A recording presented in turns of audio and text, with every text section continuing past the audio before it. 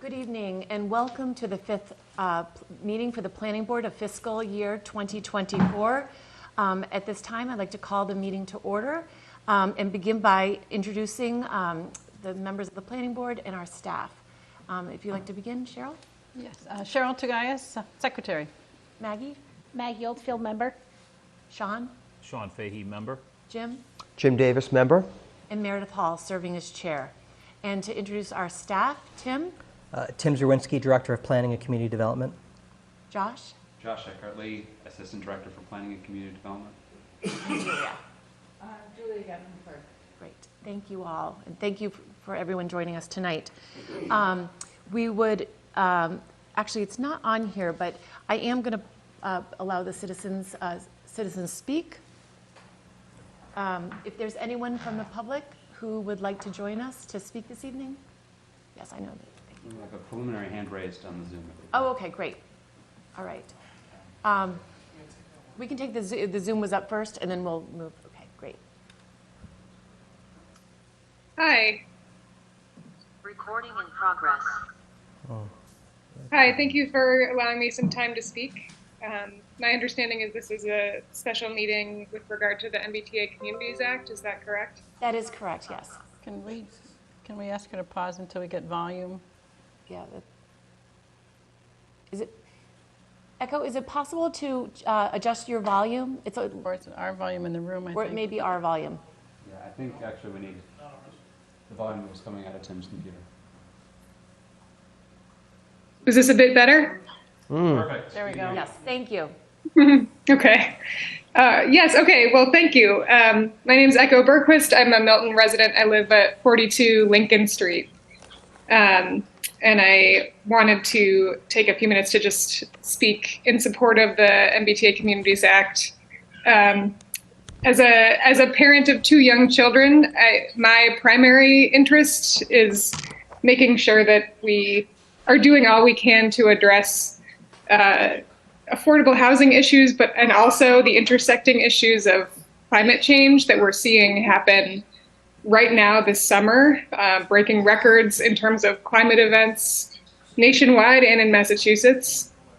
And the MBTA Communities Act is specifically designed to be a swift response statewide to both issues of housing affordability and climate change, driven largely by cars and traffic. We all hate the traffic, and I think that the intent of zoning for denser housing near transit, and also near, in the case of Milton, near the bike path that I use every day, near businesses, near doctor's offices, will reduce car trips that are unnecessary for the folks that live there. It will increase foot traffic at our local businesses in town. It will be a boon for economic development in the area. It will reduce the traffic in the area by having people who can afford to live in a great location rather than having to drive in and increase traffic on our roads from farther away. Generally, I think, I'm a bit embarrassed knowing that other communities have acted swiftly to be in compliance with this state law, and I would urge you in your leadership role to swiftly comply with the law as well in Milton. And again, I appreciate your time, and thank you for hearing my comments. Thank you very much. And next we had from the audience. If you would like to join us, yes, we have two people. Yeah, hi, Brian O'Halloran. Please come join us. Terrace. Great, please come and sit down. You can join us at the table. Sit down here. Yes, right there. That's good. Welcome, Brian. Yeah, thank you. Brian O'Halloran, 7 Morton Terrace. I wanted to speak a little bit about reclassification. That's an issue that is big in everyone's mind these days, and in particular, there's 3 points I'd like to make. So, with reclassification, would tremendously lower the number of units that we'd have to adhere to, and we're talking like a 60% reduction from 2,461 to 984. That's significant. And it gives us opportunities. When I was first thinking about this whole issue months ago, I was definitely in the noncompliance camp. But I realize that there are opportunities in the commercial space to be able to do something creative with this. But it's got to be managed in a way and with numbers that are reasonable. So that's the first point. In addition, it buys us more time. And I think we need time to really think about this and make it work for everyone in Milton. And finally, I think it gives us more options too. And I think that one of the options is by reducing the numbers. Mr. Zawinski has been incredibly diligent and hardworking on this whole issue. He's trying to cram a refrigerator into a bread box, and that's really hard to do. And it would free him and the rest of us to think more creatively about zoning. Anyway, thank you. Thank you so much. Yes, please join us. Good evening. Thanks for the opportunity to speak. Thank you. I'm Jeff Wilkinson. I live at 199 Beacon Street, and I am a town resident for 35 years. I'm also co-founder of Affordable Inclusive Milton, but I'm speaking for myself tonight. I strongly favor compliance with the MBTA community's law, and I'm disturbed by the level of friction between the Select Board and the Planning Board on this matter. It's really been tough reading the Milton Times lately. And I know I've got friends in this room who don't see this issue the same way I do, and so, we've got our own little mini civil war brewing, but we'll bring these families together. I think the Select Board acted responsibly in seeking clarification about why Milton is classified as a rapid transit community under the law. Given the fact that we don't get to make that classification, and we have 4 stations in Milton, I don't think it's surprising that we're classified that way, but we'll see what the MBTA says. And meanwhile, while I appreciate the previous speaker's points, I think for some, the effort to reclassify is tantamount to a delay tactic. And I doubt that most proponents expect that this effort will really succeed, given the history and given the law. And I've read the detailed arguments on both sides of this. So I think it buys time for a larger campaign to oppose the law. And I know that diverges from assertions a New Citizens group has put on its website, saying that Milton has a choice, namely to forego grant funding under the law that represents less than 1% of the town's budget. But to be fair, the Attorney General has been very clear with an advisory and repeated press announcements that all MBTA communities have to comply with the law. And MBTA communities can't avoid their obligations under the law by foregoing grant funding. The AG's advisory applies to all 177 MBTA communities. It's not just directed to the rapid transit communities. So even if we got reclassified, which would indeed buy valuable time, we don't in fact have a choice about compliance other than the court enforcement action and from the AG in a lawsuit from Lawyers for Civil Rights. I'm a former town meeting member for 20 years. I recognize how ambitious this zoning is. I wish we had more time too. If the reclassification worked, that'd probably be a good thing for us. But I personally think that this law is to our benefit. The Select Board acted responsibly in committing publicly to complying with the law and expressing its preference for option 1. We're less than 3 months away from a special town meeting on December 4th. Taking timely action based on the best information currently available is the only responsible thing to do.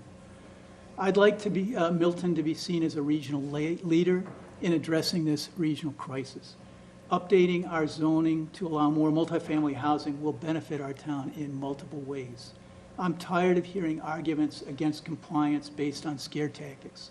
I'd like to see us fashion creative approaches to solve problems that we've helped to create with our own exclusionary zoning through the years.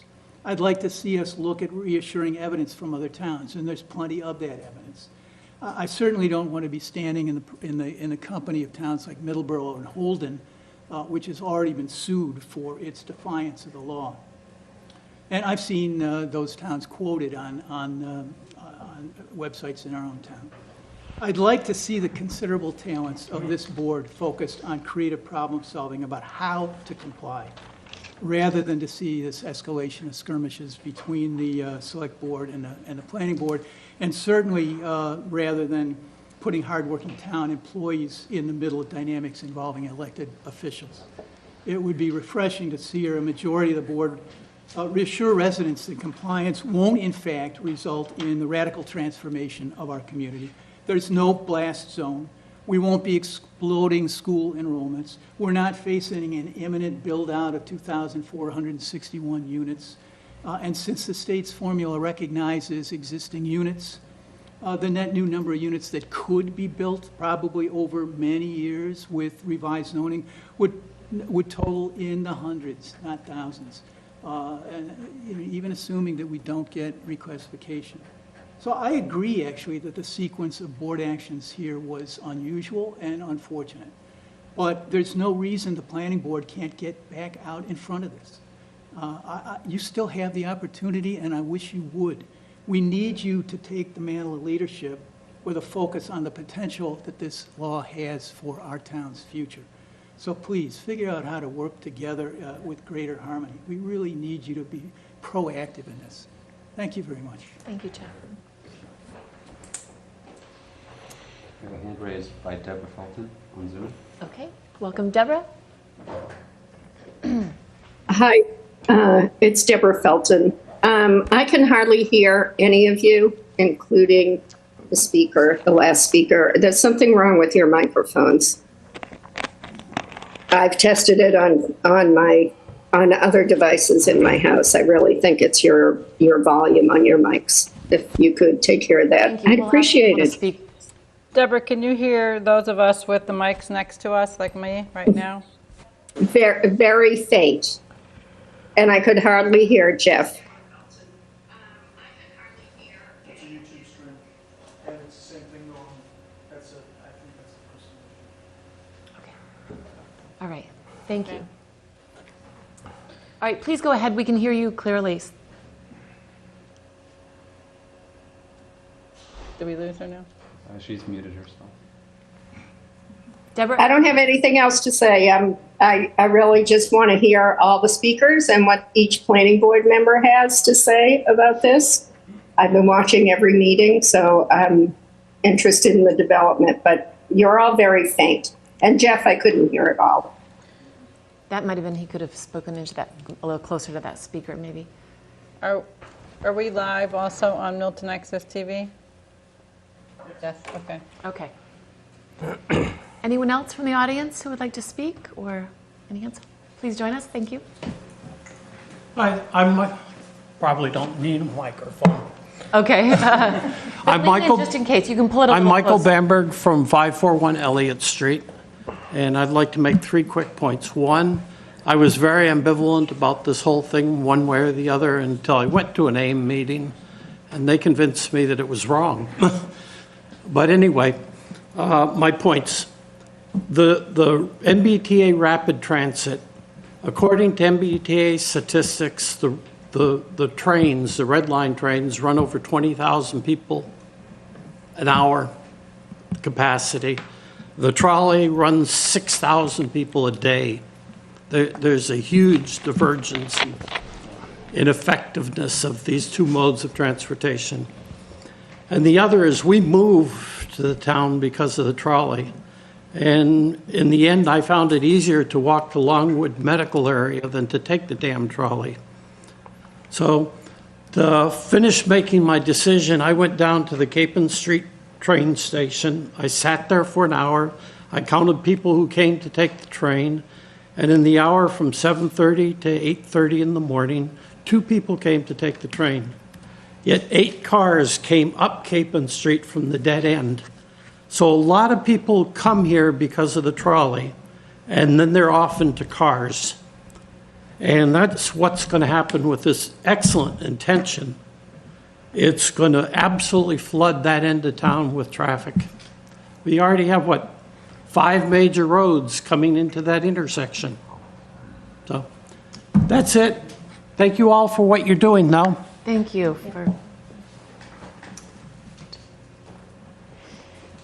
Yes, Pete. Let's go, Judith.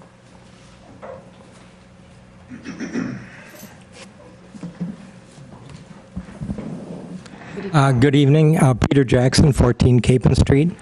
As you all know, I've been following this and engaging in it for quite a while and trying to understand what it means. I am in favor of compliance, but the more I study this, I find out that there's a lot of variety in potential compliance. I think it's possible to have compliant zoning that creates very little new housing or does so very slowly. I think there's also compliance that is a positive attempt to create opportunities for additional multifamily housing. And I urge you to take the second route. I don't think we necessarily, have to look forward to 2,400 new units in the short term. I personally think that that's excessive as a need at this time, maybe over, several decades or something. Adding that might be good. Since the last meeting, I've been spending my time walking. I've looked at all the different sub-districts proposed, but I've spent a lot of my time walking in what's been termed the triplex area to look kind of lot by lot in what converting those houses, and I had both the assessor's plan that showed the size and the dimensions of the lot, as well as looking at the type of housing there and where it's located on the lot. And I think I reached several conclusions. I think where there are two-family houses, particularly if they're constructed that there's a significant third floor, that would not be that difficult to make it a three-family. And since it's already multifamily, and if we're preserving the basic architecture, I don't think it has a big imposition on the neighborhood character, which of course is one of the things people have talked about quite a bit. I think the same would go for single families, I guess, that have a big third floor or whatever, but I think it's less likely to get people to want to redevelop those. I think the single-family houses on smaller lots, and I call smaller lots under 7,500 square feet, I think with development economics, it would be unlikely that those would be converted, because I think the cost to convert and the income derived probably would not support significant investment in those properties. I think it's possible that a single-family house, if as part of the zoning ADUs were allowed, whether they be within or attached to the existing structure or a totally separate structure, could be added, but that makes a two-family rather than a three-family, and I really don't know what that means in terms of compliance here. I think I've reached the conclusion, and I've said this before, I think 7,500 square feet is really a minimum size that a single-family house can comfortably be converted to a three-family house and have any opportunity for any design creativity that makes the reconstructed building fit in with the size and the character of the neighborhood. So I think those are going to be difficult to do. Under 7,500 square feet, I continue, as I have from the very beginning, to suggest that larger lot size should be looked at. And I don't know why we're not looking to extend a little bit into some of the entire triplex zone is, within 1,000 feet of the stations, but yet the law provides to put half of our zoning within a half mile of the station. So I don't know why these zones can't expand a little bit in order to get some larger lots that really have, there's some beautiful single-family houses on a large lot that if somebody wanted to, they could put on an extension that looked, totally consistent with the existing architecture, but yet could include a couple more units and do so again without interrupting the character of the neighborhood. So I hope that in looking at more detail, you think creatively on how these existing units will fit into neighborhoods and preserve the character of neighborhoods. I mentioned this last time and I'll mention again, I would invite any of you or you as a group to take a walking tour of the neighborhood to talk about some of these issues. I'm delighted that for the first time you're devoting an entire meeting to really start to get in the nuts and bolts of what this means and what it looks like. There's been a lot of talk, but not a lot of opportunity with your busy agendas and things to spend time to, look at these things and look at and talk about them and really get an idea of what this means on the ground. So I encourage you to go ahead with that kind of analysis and look forward to supporting good zoning, which provides additional opportunities for multifamily housing. Thanks. Thank you, Pete. And I think we have time to take one more, and then we should introduce our, yes, welcome.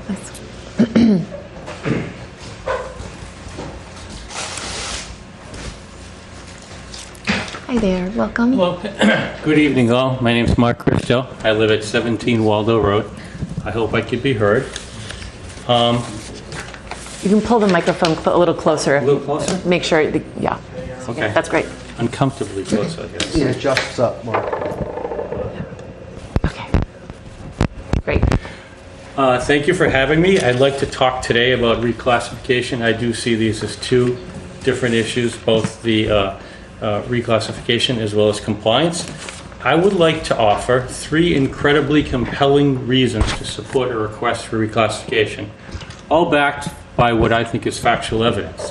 1, there was the 1960s abandoned campaign to convert the Mattapan trolley to rapid transit. 2, there's the Mattapan trolley's operational inferiority. And 3, there's the recent 2023 presentation by the MBTA titled The Mattapan Trolley Transformation. And in it, we found that the trolley route will not be incorporated as part of the rapid transit. To the first point, the campaign to convert the Mattapan trolley to rapid transit. It was abandoned in 1969. It extended from 1967 through 1969. And we haven't heard much about it, but I'd like to offer some commentary. To what extent would the conversion of the trolley line to rapid transit have affected Milton's landscape? It would have been profound.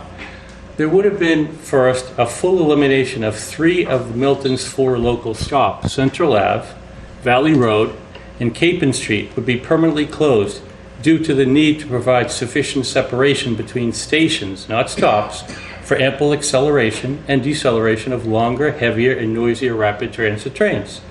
As a result, our town would retain just 1 stop at Milton, which would have been upgraded to a station. And for the record, Butler and Cedar Grove would have been sacrificed as well. So 5 of the 6 would have been eliminated. The rapid transit conversion would have required the construction of massive train yards and repair bonds in the Neponset River marshland. Hard to believe that there was no conservation committee to even step in to stop such actions. But had that happened, that we would have been train yards off of Butler Street in Dorchester and in the shadow of Governor Hutchinson's Field and alongside the Harvest River Bridge and that large swath of land that extends upon the river down behind Capon Street to accommodate hundreds of Red Line trains. The need to fully rebuild the trolley's entire train bed, infrastructure, and safety systems for third rail operation, including an assembly of 12 bridges, underpasses, viaducts, and road crossings, all to be made wider, deeper, and larger. It's a massive undertaking. The last point that I'd like to talk about this was there would have been a need to fully construct 2 new elevated viaducts, and think of it at Central Ave and Capon Street, but particularly at Central Ave, needed to separate the at-grade crossing by allowing third rail trains to pass overhead. This would have had major consequential effect for the residential neighbors along Elliott Street and at Central Ave, in a major thoroughfare in and out of Milton, including the entire business district. I brought along a couple of Milton record transcripts that show pictures of what the transit station would have looked like at Capon Street, as well as statements from the MBTA from 1968 talking about this rapid transit and the fact that 1,200 people protested at the meeting that included both Mattapan and Milton and Dorchester residents. So this is not a us against them type of thing. This was a fully concerted effort by people in all three communities because of the stops they would have lost, because of the conservation land that would have been sacrificed, and also because of just it was intensely, massive for us. The next point that I wanted to talk about, and I have talked about this before, but I'll brush upon it. The Mattapan trolley is distinctly dissimilar and operationally inferior to rapid transit.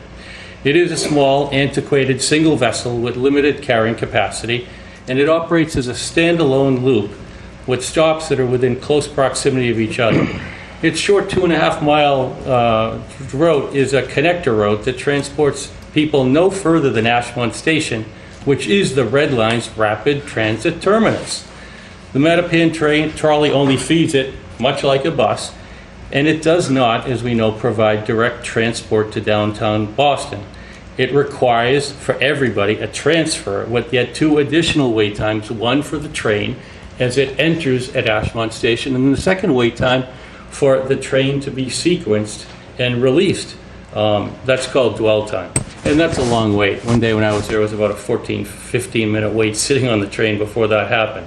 I'd like to take note, too, that the redesigned Ashmont Station presents as a more cumbersome, lengthier, and prolonged transfer because the trolley offloads passengers now outside of the station, requiring passengers to walk inside before descending 1 flight of stairs to the rapid transit platform below.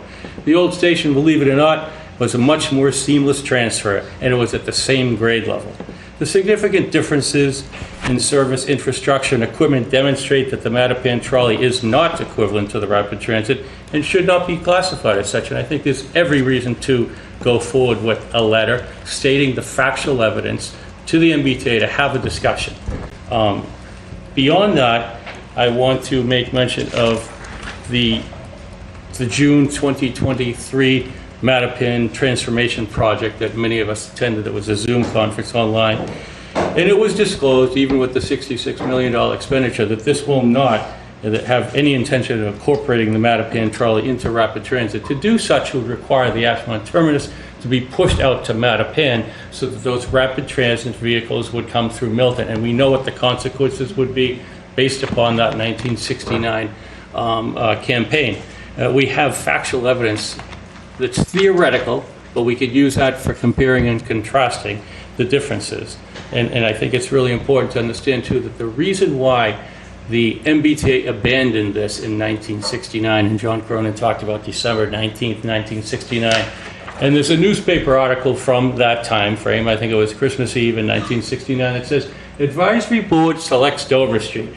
The MBTA, in its attempts to extend the rapid transit to Milton, was to accommodate and find space, land to build train yards.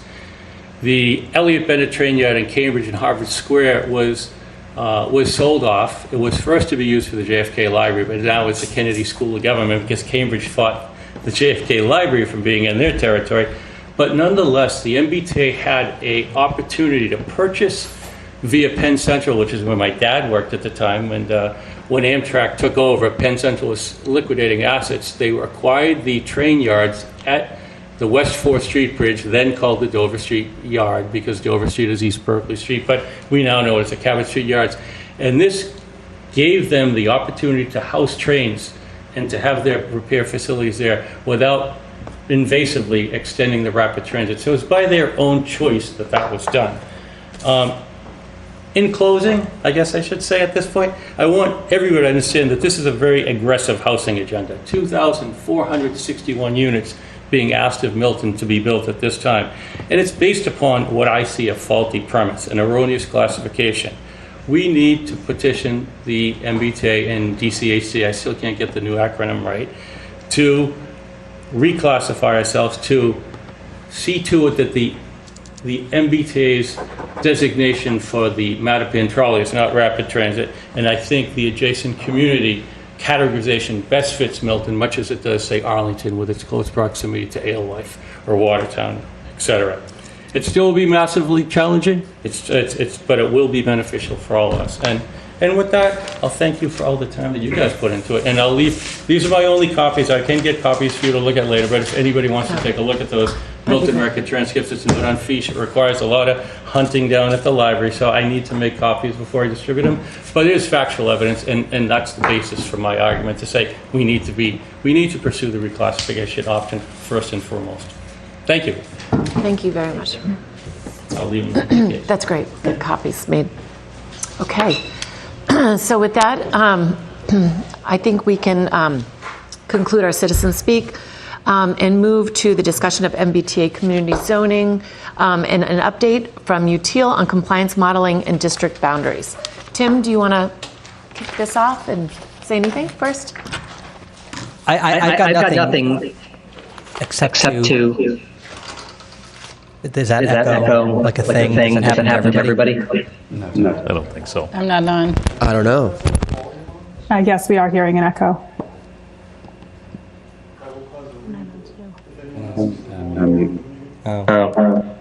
Is that better? Yes. I don't know why it was unmuted in the first place. I don't have anything. Zoe Miller and Matt Littell from UTL are here. Happy to let them take it away. Can you see that board? No. Seems like it's usually turned a little bit more. It is. I know we didn't turn it further, but Before we start, Yes. okay. yeah, that's great. That's Before we start, I just want to thank you, Tim, and you, Josh, for making yourselves available tonight. Sincerely appreciate it. You might not be able to be here all the nights, but we appreciate you being here tonight. Thank you. Thank you. Yeah. Great. Okay, we can welcome Zoe to. Great. Thanks, all. So those of you who joined us for the last meeting where we discussed this, you would have met me in that setting, but those of you who are new to this, my name is Zoe Mueller. I'm a project manager for the consultant team that's supporting the town of Milton on this effort, providing technical assistance as you work through the details of this. So I'm a planner by training. I grew up in Cambridge nearby. I happen to grow up in a two-family, so this is an issue that's important to me personally, but I'm excited about working through it with you all and figuring out all the details that remain. With that in mind, I want to introduce Matthew, or give him the opportunity to introduce himself just before we get into things. Good evening. I'm Matthew Littell. I'm principal at UTIL. I work primarily in our practices areas of affordable housing, but also in issues related to zoning regulations. We're happy to join Milton. We've been helping several other communities with this effort, and I can say that no two towns or municipalities are alike with respect to compliance with this new law. Welcome. Thank you. So I'm going to go ahead and share my screen and walk through slides. For the planning board members, please feel free to interrupt if you have questions as I'm presenting. And I am going to do just a really quick recap of some of the content that we shared last time, just so that all the members who are listening have a full understanding of where we're coming from and some of the things that we're sort of basing this on. So just going to double check that you can all see this slide for me. Yep, we can see it too. Okay, great. Okay, so what we're going to do is we're going to do a quick recap for you, and then I want to summarize the feedback that we received last time, just to make sure that we captured everything properly and on the same page moving forward. We're going to give you a reminder about the sub-districts that have been considered so far, including ones that have since been eliminated from further consideration. And then we're going to walk you through 3 variants, refinements of the options that we showed last time to address some of the requests that we received at the last meeting. And we'll conclude by just comparing those, and we also can show you an estimate of existing unit versus modeled unit comparison to help clarify that question that came up. So with that in mind, this already came up a little bit in public comment and citizen speak. I do want to just, make clear to everyone that it's not just loss of funds. This is an issue of fair housing law. And so this is something that does come with the potential for civil enforcement action and liability under federal and state fair housing laws. So it is not just a loss of funds. So I want that to be clear for everyone. And also that when this initially was announced, there were 3 programs that were listed as state grant programs that would be impacted, that you would lose eligibility for through if you were not compliant with this law. That has since been expanded. There are 13 additional discretionary grant programs that are listed to the right here that would also take into account compliance with this law in terms of favorable considerations. And some of these might be more familiar to you, things that you might have used more recently. So I do just want to clear that up. We don't need to dwell on it, but just so everyone has the information. And then this also came up in Citizen Speak, so I wanted to address it head on. This law considers multifamily housing to be 3 units and above. So a 2-family does not count towards compliance under this law. So just so that's clear. And there's a couple of other things in here I'm not going to go through in great detail, but as a reminder, this, you cannot carry any restrictions on age, number or size of bedrooms, number of occupants, et cetera, all with the fair housing laws in mind. And I'll go into this in a moment, but there has been an update to the guidance since it initially came out that allows for mixed use on a small percentage. So on 25%, or for 25% of the unit capacity, you can allow mixed use or require mixed use. Apologies for the misspeaking. So a question, you did say we could interrupt with questions. Yeah, please go ahead.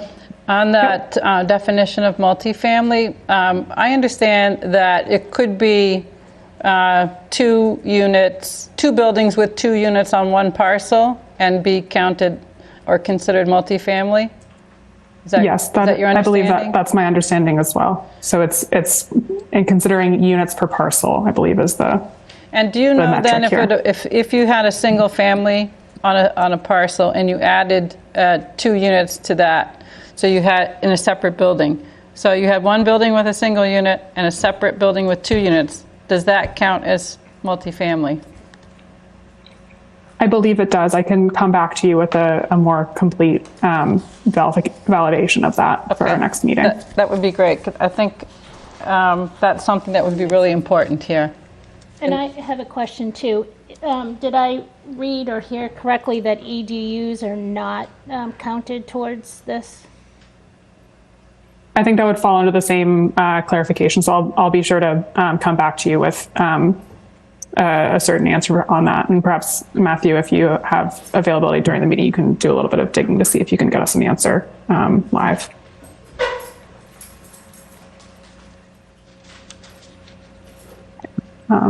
I think both good questions. We'll be sure to tie up those loose ends. There's lots of little details like that, so bear with us while we make sure we get you the right information. Don't want to misspeak. And then the next thing I just wanted to review, because this is, again, something that is a source of a lot of confusion for folks. This is not saying that, I'm going to just focus on this number here, the 2,400 units, which is one of the targets that Milton has to hit to achieve compliance. This is not talking about 2,400 new, 2,461 new units. This is talking about a zoned capacity of 2,461 units. So it's important to think about that when you're, conceptualizing the impact on the town. This is talking about overall zoned capacity, not what is on the ground now, and not new units that will be added to what's on the ground now. It's a sort of encompasses both existing and new. It's just about what the zoning allows, not what's built or what will be built. Okay. So with that, the next thing I wanted to just give a direct report out on, this is we mentioned at the last meeting, but there is a new mixed use provision that does allow for up to 25% of the multifamily unit capacity to be contributed from a mixed-use district. In other words, a district that requires ground floor non-residential programs. So like a ground floor retail, for example, might be an example of how that could pan out. So we are still getting familiar with all of the sort of nitty-gritty details of this, but that's sort of at a big picture level, that is what the new guidance allows for, which is an excellent update for communities like Milton that are looking to include other non-residential components in districts where mixed use is a priority. The last bit of kind of background that I wanted to offer before we dive into the mapping and the concepts themselves is just to, make clear the urgency of coming to a decision today on some of this work, because we are in the current, classification, which we will continue to operate under until we hear otherwise. That means that we have to be on track for compliance with the state by the end of the calendar year. Which means submitting to the state in advance of that deadline. And the best path to move through is to submit for pre-adoption review to the state, which enables them a first look at what you're planning to do, so that you can get feedback, incorporate any adjustments that you need to make, and be confident going into that vote at town meeting that you're voting for something that will in fact achieve you compliance. So we are suggesting that the town of Milton aims to submit for that pre-adoption review by the third week of September here, by the 22nd, so that you're on track to receive feedback from the state before you go into that final vote. So we're looking at, our hope is that at the end of this meeting today, we can get some clarity on the district location, sizes, parcels, et cetera, and some clarity on which of the variations that we've provided are the best aligned with what you'd like to see. And then we will come back to you for the meeting on the 14th with more kind of refinements of any remaining parameters, focusing on issues of kind of urban design, setbacks, lot coverage, things like that, that can help to make sure that this is the best fit for your community. Okay, and now a quick recap of last meeting. We presented two options at the last meeting. The option that we were informed we should move forward with was option 1, which included 5 sub-districts that we will present shortly: Granite Ave, Mattapan Station, Milton Station, East Milton Square, and the transit area triplex area, which is what we've been referring to as the sort of connective tissue between Mattapan and Milton stations. We got validation. There's a desire to retain Milton Station as the sub-district that would be considered mixed use under that new provision that the state allowed for. And finally, there are several adjustments that we were asked to make to the number of stories, the minimum lot size, and some of the boundaries. So we've incorporated those into the options you'll see today. And just for clarification here, the way that we're working on the back end here is we have a model that helps us take all of these inputs and generate outputs that can then line up with the compliance targets that you have with the state. And so some of those parameters include minimum open space, maximum building coverage and parking, and maximum lot coverage. They're all kind of variations on a theme. Speaking broadly about issues of open space and lot coverage. We have incorporated, based on the feedback from the last meeting, the maximum building coverage and parking parameter, queuing off of the existing norms within Milton's Residence C, Milton Village, and Central Ave PUD districts, which include a 50% building and parking coverage sort of parameter in that base zoning. So we're using that as a starting point. And my apologies for the background noise of my dog. Okay. So option 1 here, this is what we presented at the last planning board meeting, just as a quick refresher. It is focused in the areas that are have the most transit access within Milton. And you can see kind of they're clustered here around the Mattapan trolley stops, and then the Granite Ave district here and the East Milton Square district here. These are the parameters that we showed at the last meeting. and the model outputs that we generated from that.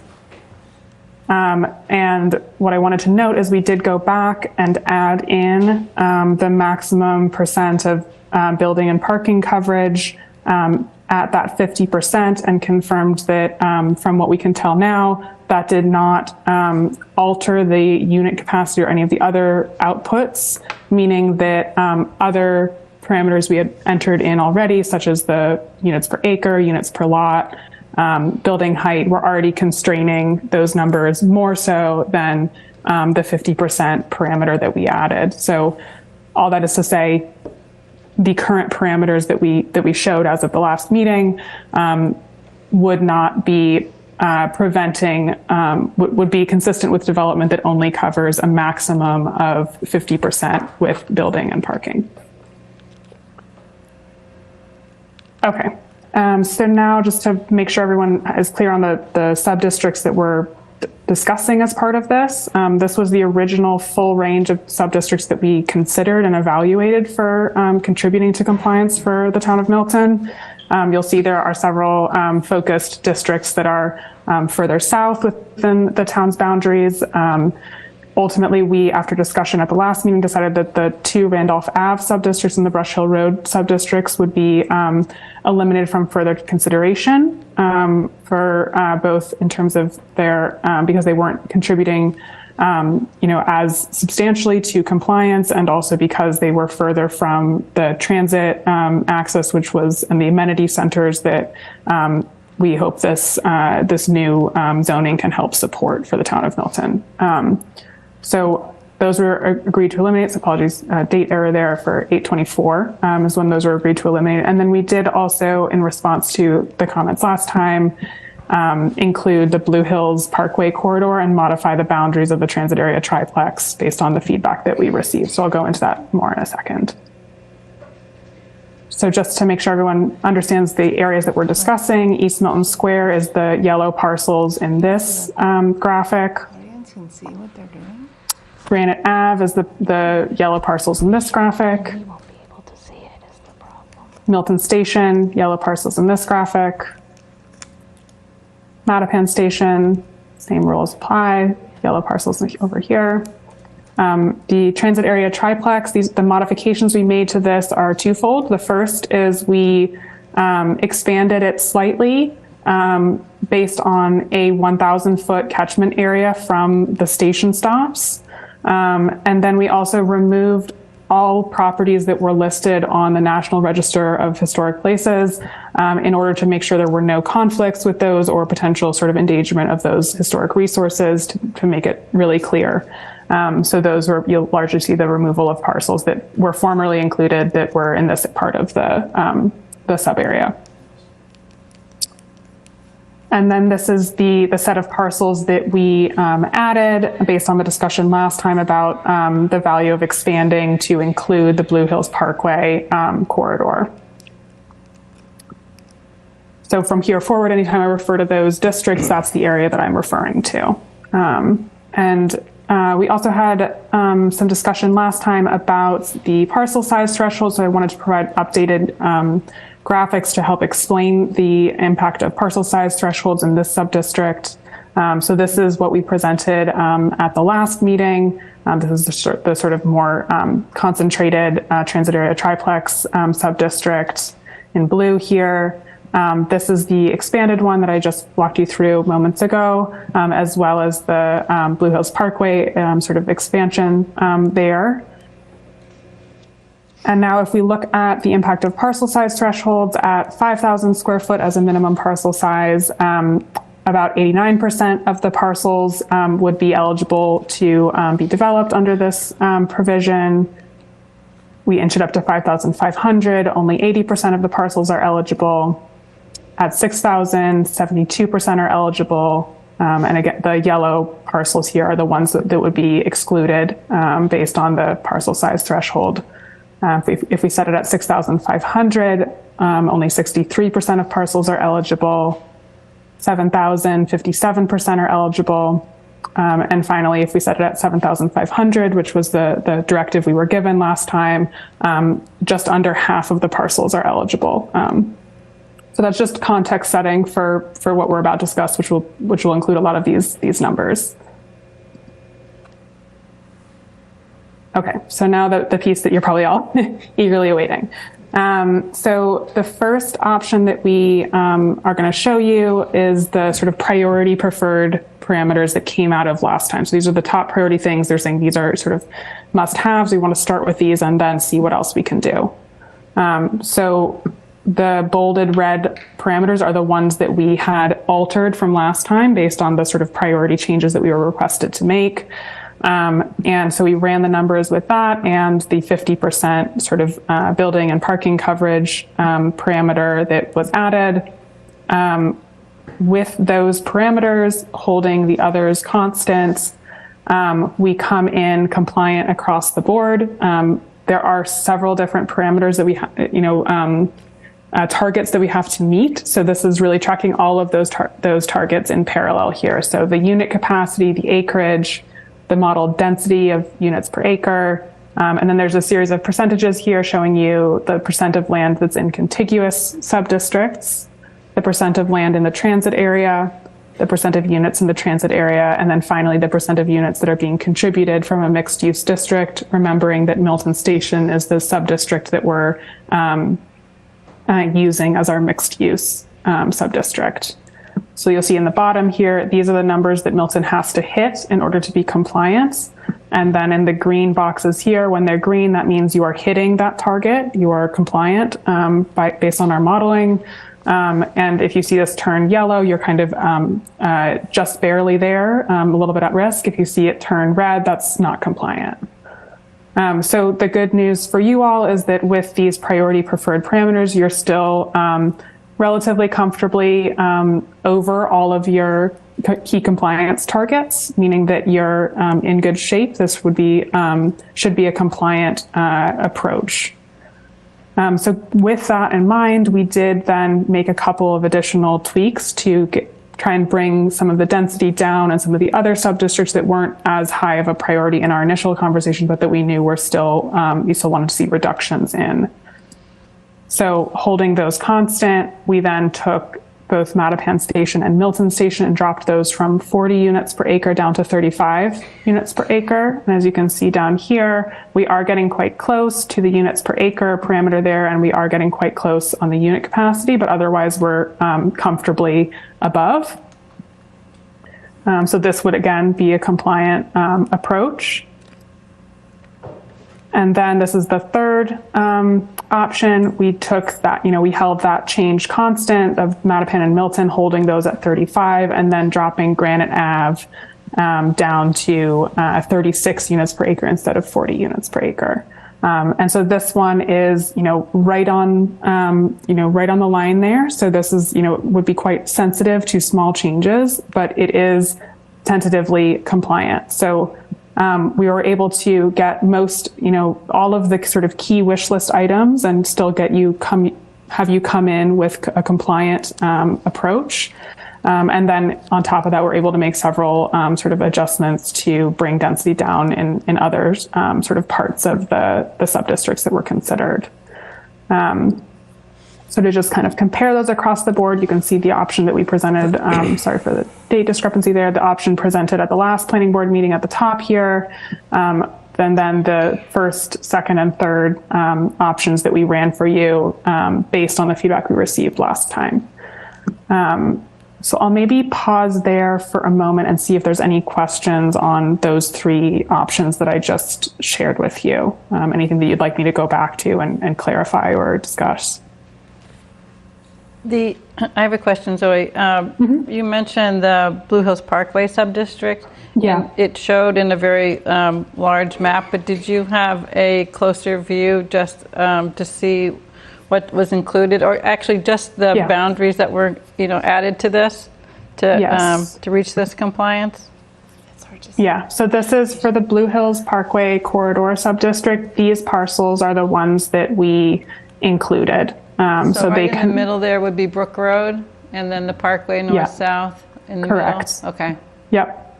Yep, so Blue Hills Parkway is this road right here, if you can see my cursor moving, and then Brook Road is the sort of the cross in the middle here. And then you can see Thatcher Street curving down to the east and south here. Okay, and within this area, if I recall, there were maybe one or two that are 7,500 square feet, is that right? Yes, So is this contributing to the district much, I guess is my question? Yeah, that's a great question. So I can, what we did for the Blue Hills Parkway, I'll go actually to the first one that we ran here.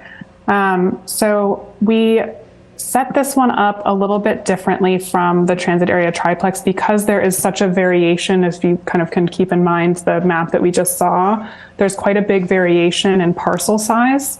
And so what we did is we set a units per acre limit instead of a units per lot limit. And we did that because of the variation in parcel size. So in other words, if you did a units per lot limit in that setting, you'd end up with a really low density because you'd have a couple of large parcels that could only do 3 units and then some small parcels that could only do 3 units. So the units per acre is more effective when you have a broad range of parcel sizes. Okay, where does the change then, so what you're saying is the Blue Hills Parkway subdistrict has no minimum lot size?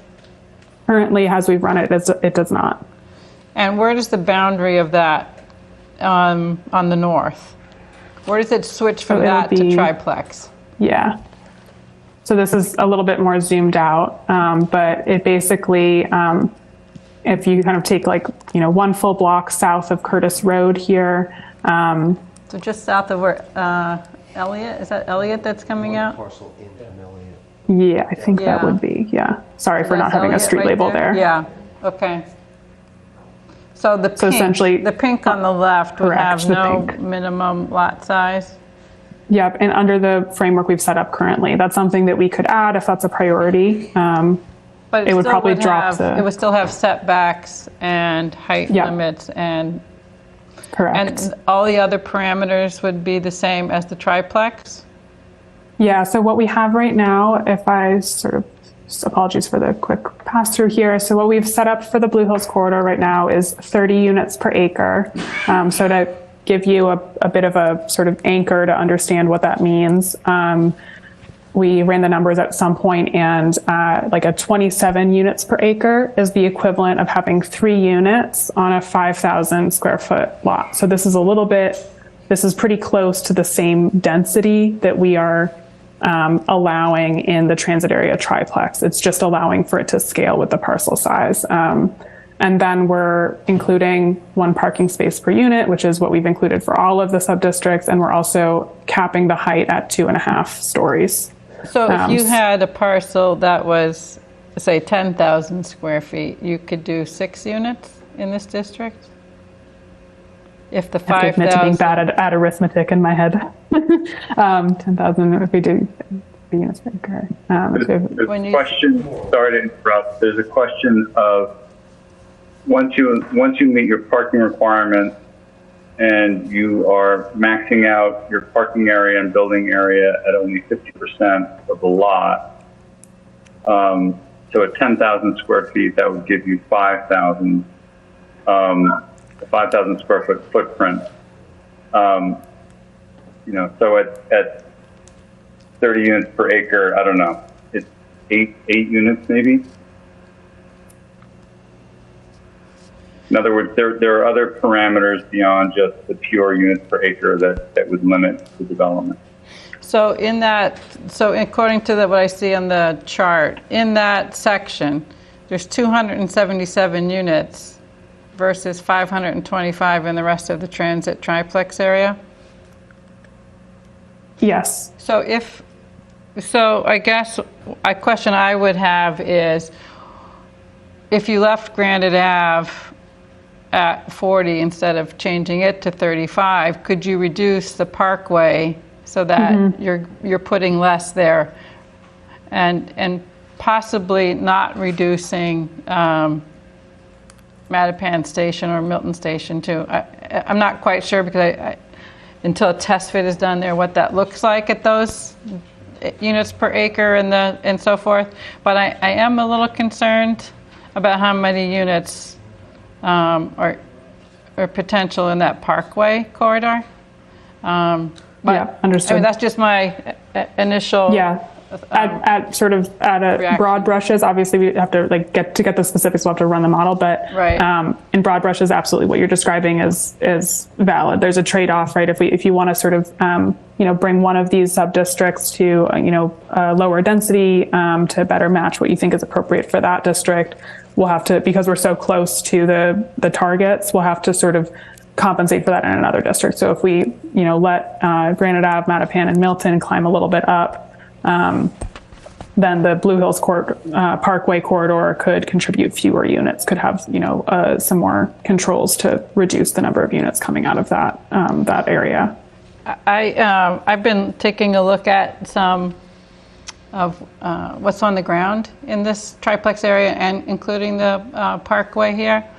I took a look at maybe 5 parcels on the Parkway. And I'm hoping that we'll have a chance to go over that, and you can take a look at what I've seen in terms of that analysis. Really, it's just, looking at all these parameters, not necessarily on the the maximum units per acre, but the setbacks, the open space, the FAR, et cetera.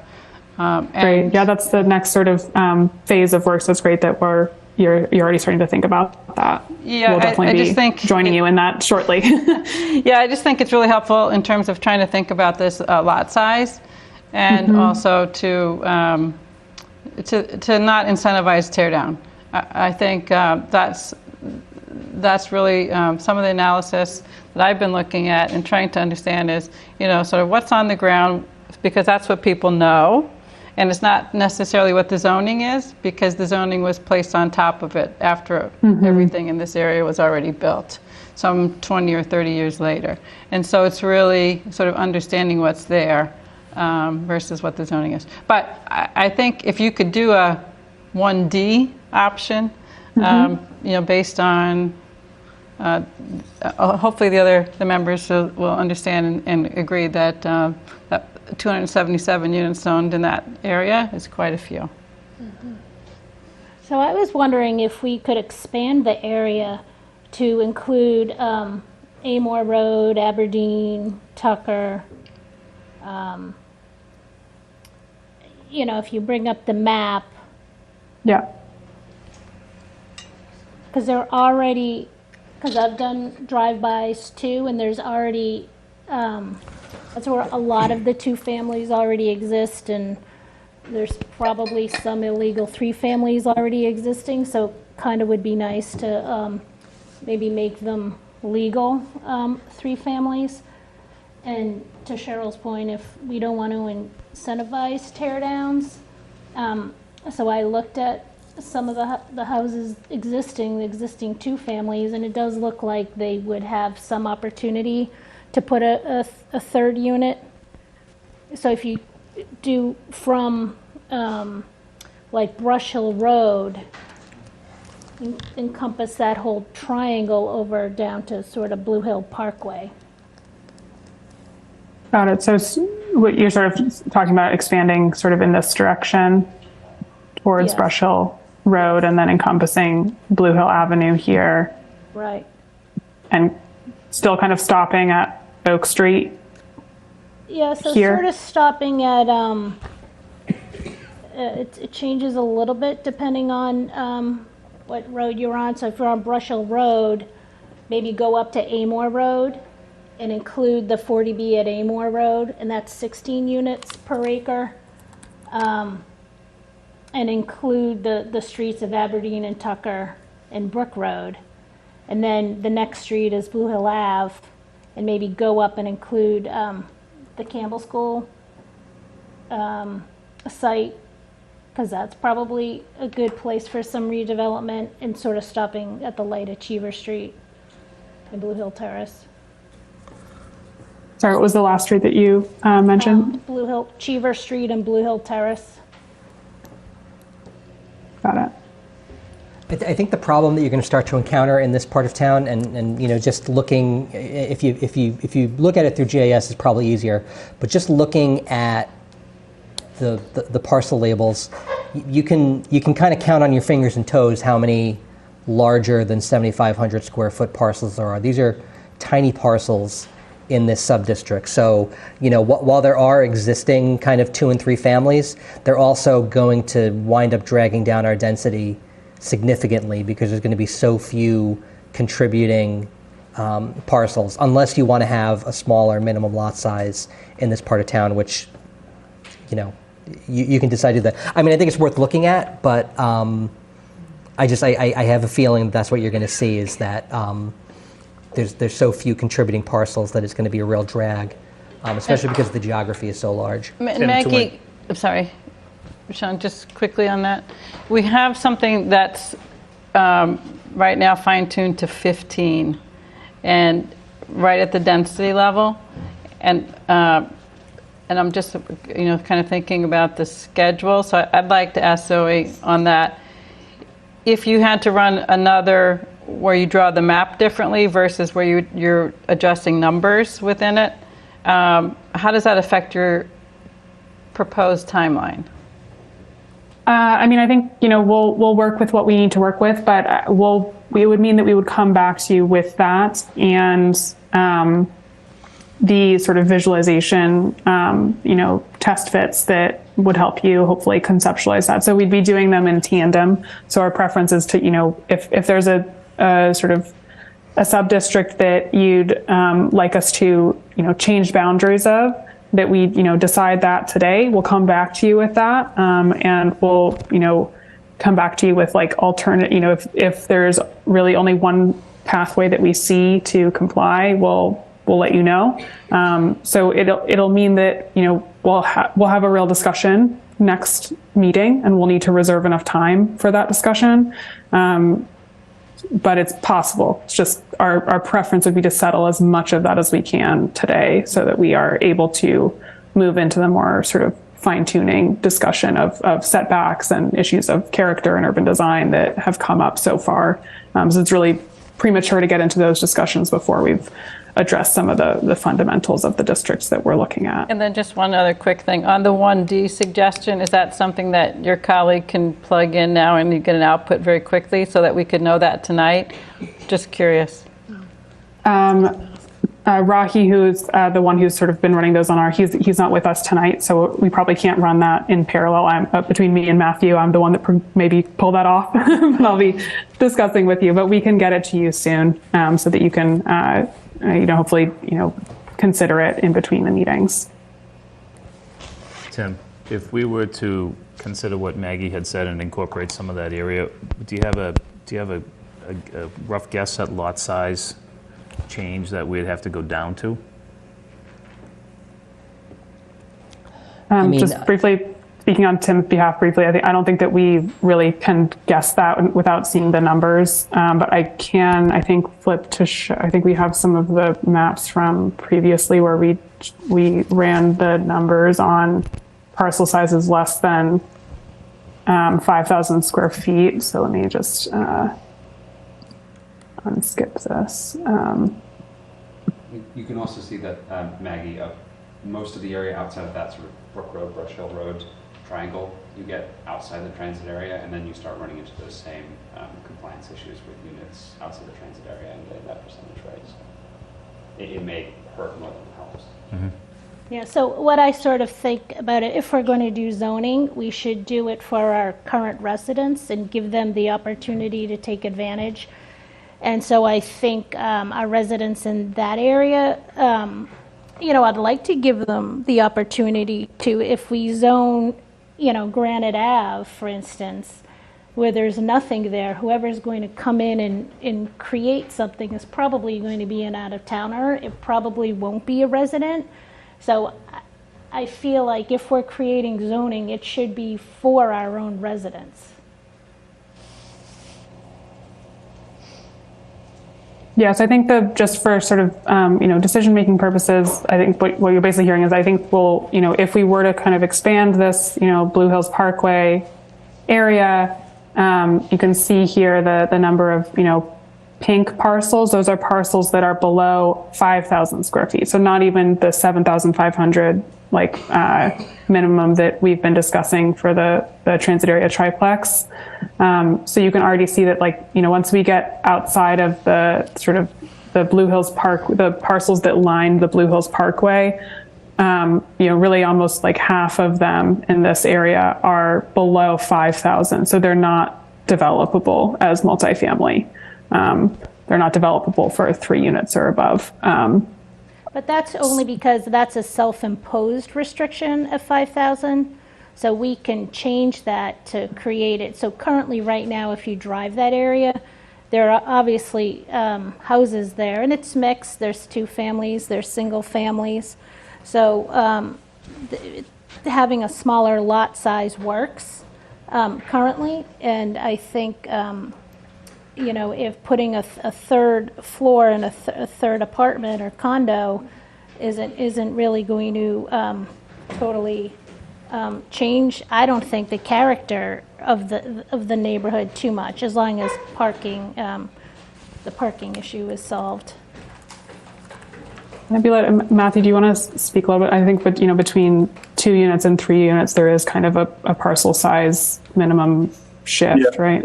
Bring a little back of the envelope, and we'll check to see what the model is saying. Again, the model operates crudely, but I think what I'm seeing in this district is that it's not the units per acre that's actually limiting the density. It's actually the parking minimums, the lot building, and, you know, the lot coverage maximum and the height limits are really limiting. And so what I'm getting for a 5,000 square foot parcel, I'm getting barely 3 units.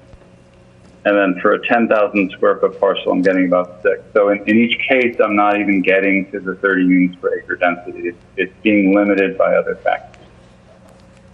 Yeah, the lot coverage, I would think, is definitely the limiting factor in that case at 30% for building, right? And 50% for building and parking. Yeah, and if you're on a 3,000 or 4,000 square foot lot, I mean, I looked at some lots that were like 3,000, 3,500 square feet that are on Brook Road, and the building takes up pretty good chunk of the parcel, and definitely more than 30%, and that's just 2 units. So I do think that, and I can show you some graphics of what that looks like, but I agree with your back of the napkin there from what I've looked at. And we can look at what the model has excluded, but I wouldn't be surprised if we see a cutoff around 5,000 square feet. Again, the model acts in sometimes in slightly strange ways, but you know, just, again, very back of the envelope, looking at raw numbers. I mean, even if you said, okay, 30%, if you take every lot size times 30%, that's your footprint, right? And so if you had a 6,000 square foot lot times 30%, that's your maximum footprint, right? That's going to start to set how big your building can be. And then your compliance model says 1,000 square feet per unit, right? So if you had a 3,000 square foot, or if you had 1,000 square foot footprint with 3 levels, that's 3,000 square feet, right? So I'm not great at math in my head either, but those are like back of the napkin analyses you could do quickly, right, with a calculator. Seeing at 10,000 square feet and at 5,000 square feet is that the parking takes up most of that 50% allowance and leaves even less for the building of the footprint of the building. Yeah, so aren't we allowed to do different standards in different districts? So we might not want the same standards or dimensional standards in, say, this district as we would in another district. I didn't think that we had to have all of the same. That's correct. You can change the parameters for the different sub-districts. We had made use of the 50% based on the feedback we got last time of the concern about retention of open space, of sort of landscape area for backyards and such. And given that this has a very similar sort of parcel size patterning as the areas we were talking about before, we figured that same concern would apply in this case. It's also that requirement, because we don't yet have specific setbacks in the model, it's sort of doing double duty and acting as a proxy for the impact of those setbacks.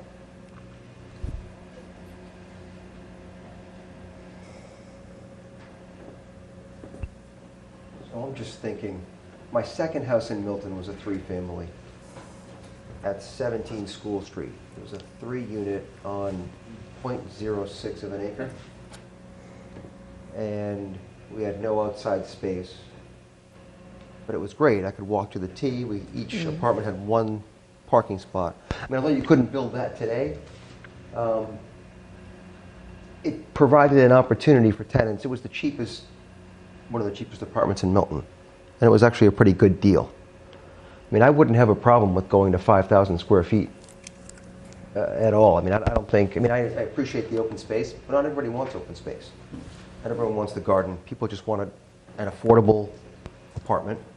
Yeah, people. And walking to the T. I think and you that's have what this to. provided. Yeah, I think that you have to analyze whether people would want to, if that is repeated throughout, whether that neighborhood is preserving the character of the neighborhood that people are thinking about. Because people also don't want everything paved and building. And I think when we go to a lot being basically 100% covered with building and parking, then we're looking at something that's a lot different than most of Milton. I think maybe there's an isolated property where it's 100% coverage like that, but I think most people wouldn't think that that's characterized as Milton. So I think we have to be pretty careful about how extensive that would be. Yeah, I'm not saying go 100%, but I'm saying maybe push the 50 to 40% or something a little bit less. Because I wonder what it is there now. You mean 60%? What's the 60, existing? Yeah, what is the existing? I can show you some of those. I don't have those particular ones. I've got a few on Blue Hills Parkway that I looked at, and I can tell you what the existing is. It really depends on the configuration of the property. So I looked at some that were 45 feet wide and deep. And where are you going to, if once you put only 45 feet in width and you put a building down, then you're really going to have a driveway that takes you to the back to get to your parking.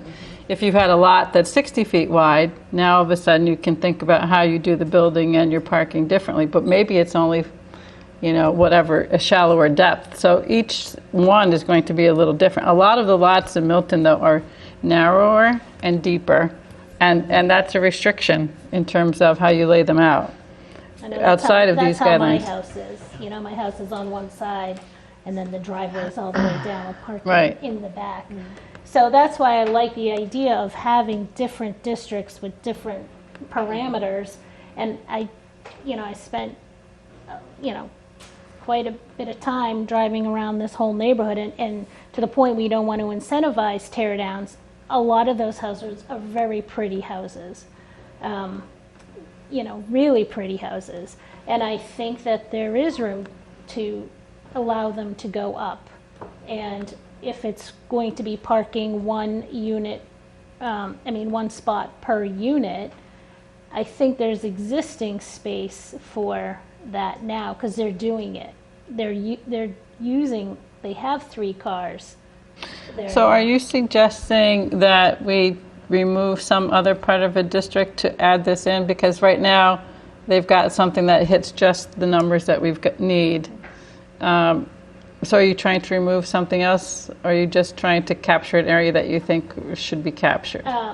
So the way I kind of have thought the process was going to work out is we take a district and we sort of make the best that district can be. If hopefully it's in 1/2 mile of transit, hopefully it's 15 units per acre, so we comply with the law. And then we see what we're comfortable with. As I've said numerous times, I'm not as fixated on the number, 2,500 units. I want to do what's best for Milton. And maybe at this point in time, what we can handle that's best for Milton might not be 2,500 units. I still want to comply with the law. The 2,500 units is in the guidelines. So I want to make sure that we're doing what's best for Milton and our residents. So I'm trying, all right, I guess if we all agreed that we want to get to some decision points tonight, as we've been asked to do, then I'm trying to understand, how many more iterations of districts we really have time for when we have something that now seems to work in hitting a lot of the targets that we've asked for. I still think it needs to have more testing done and more analysis done, but I'm afraid that if we keep looking at variations in the districts, we're going to run out of time to do the testing. So that's why I spent some time doing just looking at some of these parcels, saying, okay, where are these setbacks? How much lot coverage is there? What's the height? What's the potential to add here? Like if you were going to add a unit, could you add one in the zoning setbacks that we've got? Could you get more parking on? Can you keep the house, or is it something where, the only way you're going to comply is to tear it down? I'm really concerned that we do that level of analysis, and that we can have our consultants focus all their time on that between now and our next meeting would be my hope and suggestion. We still have an opportunity to tweak it. I think I'd like to get something where we can take it a little further than we have. Yeah, and I had submitted my thoughts, like, it's just not brand new tonight. I had sent them, a week ago or so. So I just thought that perhaps they would have been considered and done in a plan. Yeah, I talked to Tim about some district changes too, but he said that he advised me that he thought it was best that we discuss at the meetings, which I agree with him about. I'm just trying to be mindful of the schedule that we've been asked to meet, and I know there's discussion about whether we really should meet December 31st, but I've always advocated we have to make our best effort at it. And we have felt for a very long time we really didn't have a compliance map that we could live with. And so I'm wondering, and that's what I asked about, can we live with what we've been presented tonight? And the part that I questioned about that was the density level on the Parkway, and if we could make that kind of a minor shift so that we didn't change Granite Ave, for example, and perhaps not Mattapan and the Milton Station one, so that we don't overextend for the Parkway. And then I think we've got a viable map to study further how it would work. So you put some time into putting together that presentation for us. Do you want to take a few minutes and walk through that? I mean, I assume that's beneficial for the point that you're trying to make. Yeah, I think so. I mean, if they're ready to. Let's look at it. Let's just, why don't you, there's a lot of effort here. I'd like you to explain it. All right, so is that okay, is that okay with folks up on our consultant You guys team while okay we with have that? them? Yeah, no, I think so, and then I have comments out, but I wanted to see what Yeah. it was good work, so I think that was. We'll just be careful with time. Yeah. We don't spend too much time. And I have to say, this was kind of, these locations were not scientifically selected to look at. I was trying to capture lots within the zone, the district that we were talking about, mostly the triplex zone, but I also did the other transit zones. And just say, okay, what does a 5,000 square foot lot look like? What does a 6,000 square foot lot look like? What does a 7,500? So can you go to the next one, Josh? So this is the area of Elliott Street. That's by Curtis. So this would be near the Unquity House, near Blue Hills Parkway. And what's outlined in red are two families, and what's outlined in blue are singles. And then what's outlined in the purple are the parcels that I looked at a little bit more carefully. You can see that on the twos, the lot sizes, the smallest one's 4,250, and the largest is 7,520. And then on the singles, they're 5,500 and up to the 8,943. So this is in the range that we've been talking about. Mm-hmm. So these are the two, so let me go back to here. So that where it says number 1 there, 545 and 549. The next slide, Josh, are those two parcels. So you can see what the architectural character looks like. The one on the left has 2 entrances. I don't know what the interior configuration looks like. The one on the right has the same architectural features, basically, with a single door in the center there. And then if you look at the site planning, the site plan, this is information taken from our town's GIS website. And it's approximate, because I had to do the calculations based off of inaccurate mapping of the driveways. And the building dimensions comes off the assessor's data. So you can see in these, this is a lot. These lots are 60 feet wide by 90 feet in depth, and they're 5,400 square feet. And they have a shared driveway, so that's down the middle. And that red dash line box is what's within the zoning setbacks. So for this district, they're RC districts, they're 10 feet on the side, 20 on the front, 30 for the rear. What we've talked about is 15. You can see these existing houses are at 16. So if you said you can do a 3-family on one of these, the question becomes, well, how do you do it if you try and keep that existing house? Architecturally, does that house, make sense to have a 3rd floor added? On the ground, does it make sense when you have a very little left of your buildable footprint? Where could you do the unit? So my thought is this could be a tear down, because that's the only way I see 3 units being viable here. What is that buildable footprint? What's the red box dimension? 1,600 square feet. Yeah. So the other thing that you can look at here is we talk about the open space. So this would be the same thing as they were talking about with your total, your coverage of your building and your parking being 50%. That's what this would be when this open space has been calculated at 50%. Here, the building itself is at 32%, so it's a little bit larger than the 30% that they were talking about. We haven't talked about floor area ratio yet, but that's here is at 0.55. So obviously, if you do taller, you're going to build more square footage in the same footprint. Your FAR could go higher. So these were both built in 1915. You can go to the next one. They're Josh. beautiful buildings. Yeah, they are. These are across the street. You can see a similar character to families.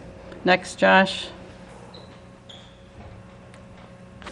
So these lots are a little bit bigger, and so the way they're bigger is a little bit. They're gone now to 75 feet in width, and they're 100 feet in depth. The one's a corner lot, so it has a little different configuration.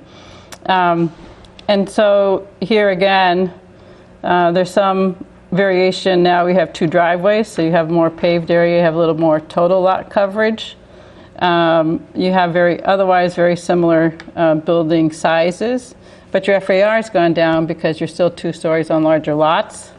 And these are set further back from the street, quite a bit further back from the street than the ones across the street. So again, if you were going to say on paper and you're starting with a new 7,500 square foot lot with nothing on it, and you put the setbacks and lot coverage, et cetera, at these numbers, this would work fine. But when you have these existing, where this is set back further, I again find it hard to see where you're going to add a 3rd unit here. Again, this began to concern me about tear down opportunity. So now we're going to go to a little different. So right next to this are these small homes, which I would say modest single families that are not really being built much anymore. And these are likely a tear down too, but we would lose a modest kind of single family. And is that really a good idea? And so I'm looking at those.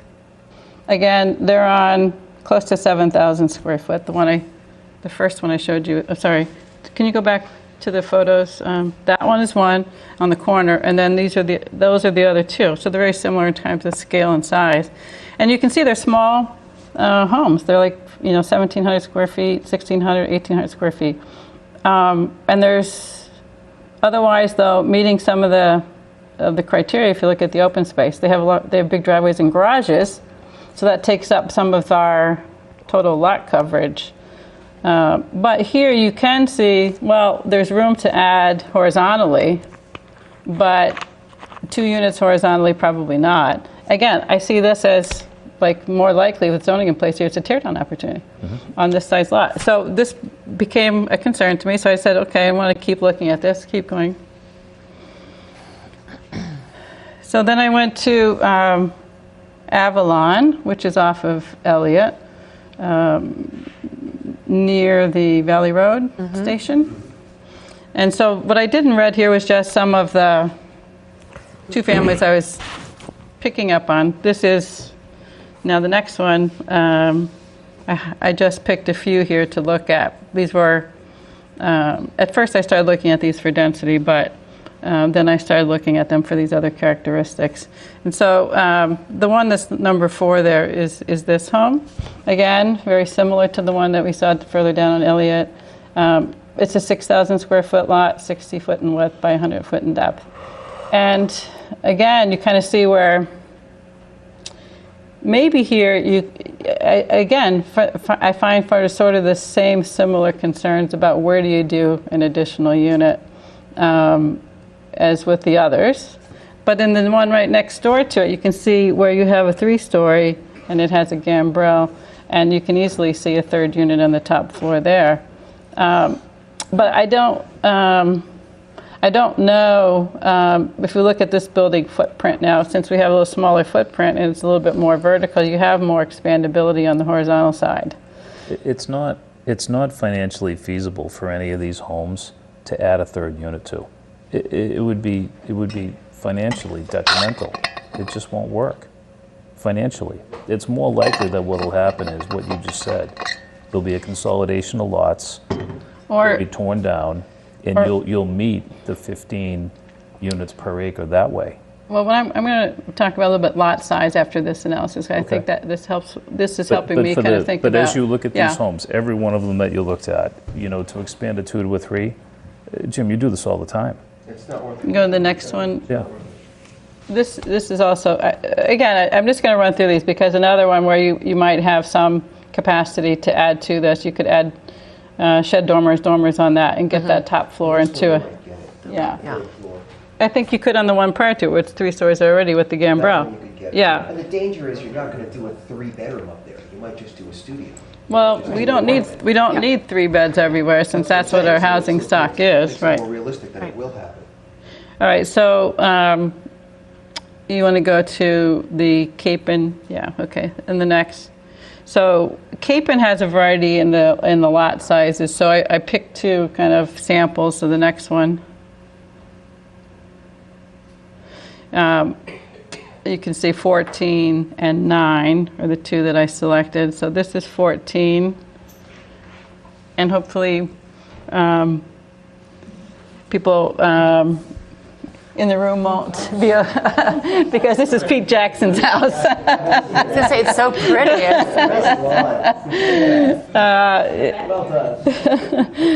And you can see that, you have a lot of over 6,000 square feet here, the 50-foot wide dimension, which is what's in our parameters right now, really sets for a pretty deep lot. And I don't know if that's been changed with the lot size increasing to 7,500 square feet.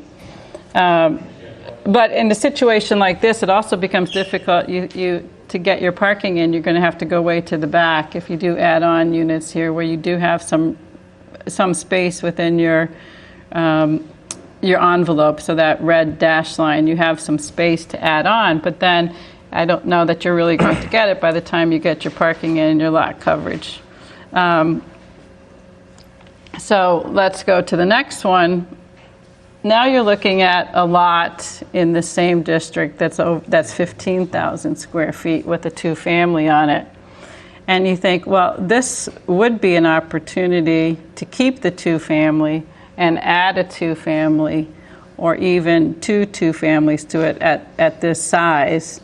And there are more, I think, parcels in the 10,000 plus that do lend themselves to real, probably viable, without tear down opportunities that I think is a path that could move forward here. That's not controllable.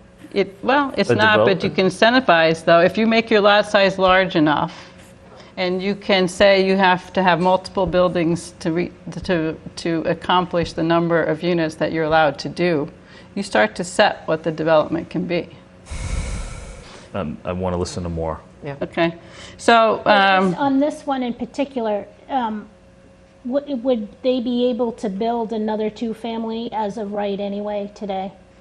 Because they'd have to Because of the lot size, they subdivide it. probably lot could. size, they could Yeah. probably be subdivide in and an build A. it Right. anyway. Yes, So if that's why I say probably- really probably would be more likely to do more than 2, because the lot size well, anyway, this is something. I think that's a potential tear down as well, because the cost of restoring an old building of that era, it's much easier to tear it down and build something that would be massive and twice that size. Well, It's a lot less costly. It's A lot less absolutely costly. a lot less costly. I don't think you're not solving that. Just I don't to think clarify, this is where you're looking at not allowing necessarily, you're limiting how many units per building, and you're allowing more than one building on the property. And we I can do just that. want to quickly address something that was just raised. Under the parameters that you've collectively, given us for this district, you wouldn't be able to build something more than 2.5 stories. You wouldn't be able to build something more than 3 units per lot. So, yes, I think a lot of the issues you're raising are concerns, but I think in terms of like this one in particular, that you wouldn't be able to build something massive on this. You would still be constrained by the same parameters of 2.5 stories, lot coverage, et cetera. So I think a lot of the issues you're raising are ones that we should continue to think about, but that one in particular, I just want to avoid sensationalizing what could happen on these based on the parameters that we've set up so far. Thanks, Zoe. Thank you. Okay, so now Brook Road, these are 3,000 square foot lots with 2 families on them. And you can see that, and I'm not sure that the town's GIS captures all of the parking, all the paved areas, but it's pretty much building and pavement. And architecturally, they fit in with a lot of the architecture around. And it's really not, I suppose, that noticeable about the parking, but you do see a situation like, I'm sorry, can you go forward, Josh? Next one. They're parking on the curb. There's this size lot, really is limited in terms, so we're talking about, Meg, I didn't look at the lots you're talking about, but if they're the same size on the other side of Blue Hills Parkway, that Tim said they're small lots, you're probably looking at a situation like this where there's not much room for Parking. parking. And so the next one, Josh, again, that's those parcels from the street. Next and next. These are the ones I mentioned. I looked at Blue Hills Parkway. So I didn't do a full analysis of the ones on the right, but I did more analysis of the ones on the left. So if you go to the next one, these are the ones on the right. That's a 4-family in the middle and a 2-family on the right. The next one. These are those 2 families across the street on those 45-foot wide parcels, but they are fairly tall. They could definitely do a third floor there. Yeah, and this is what I mentioned. When you look at this kind of width of the parcel, you end up having to get the parking in. There would really be a question, I think it's Matthew said on his back of the napkin, whether you would be able to really do anything, because you're limited to 50%. And here you can see that at the open space, the green is only 35% and 25% on these. So it would be hard to see how you could, on this kind of a configuration, on this size of a lot, so just under 5,000 on the 2 on the right, how you could meet the zoning. And the thing about almost all of these, except in the ones there on Brook Road, is even these, which are smaller lots, they still at least have the green space in the front. So, in terms of facing the parkway. I mean, this zone that we're talking about does face the parkway, and so I think we have to be mindful of that existing character and what we set those parameters and density to be. And then if you want to keep going, this is off of Central, and this right now, this is out of the district. That's been drawn, but can you go back to the map for a moment? The lower right is a 5-unit building. Next to it on the left is a 3-unit, and then the others are 2-unit buildings. And if you look at the one on the right, it's 5 units, but it's sitting on some ledge. There's a lot of topographic change there, so that's probably the limiting factor on a parcel there. But I looked at the one at 18,250 square feet at 107. If you go to the next one, so those are the one on the right's oops, sorry, go back one sec. Sorry, the one on the right's the 5-unit. The one on the left's the 3-unit. Now go to the next one. This is the larger parcel with a 2-unit on it. And again, at these larger parcel sizes, you see here that, yes, Maggie, again, this is another one where under current zoning, you could add units here, right?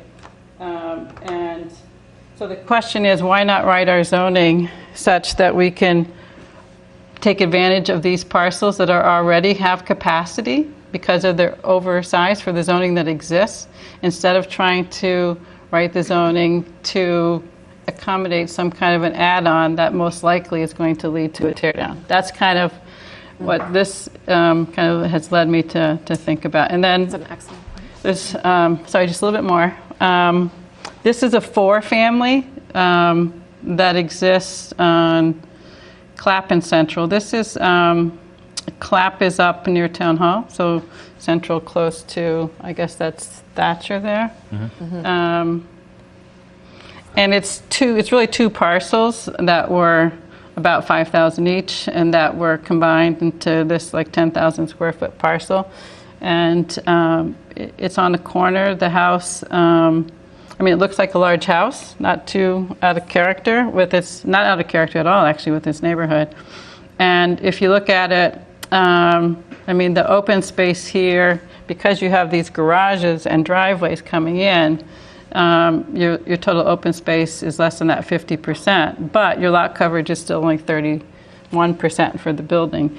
So if you think about these, we have a lot of places where we have 2 families on 5,000 square foot lots, and if you think about a 10,000 square foot lot, therefore, would be 4 units.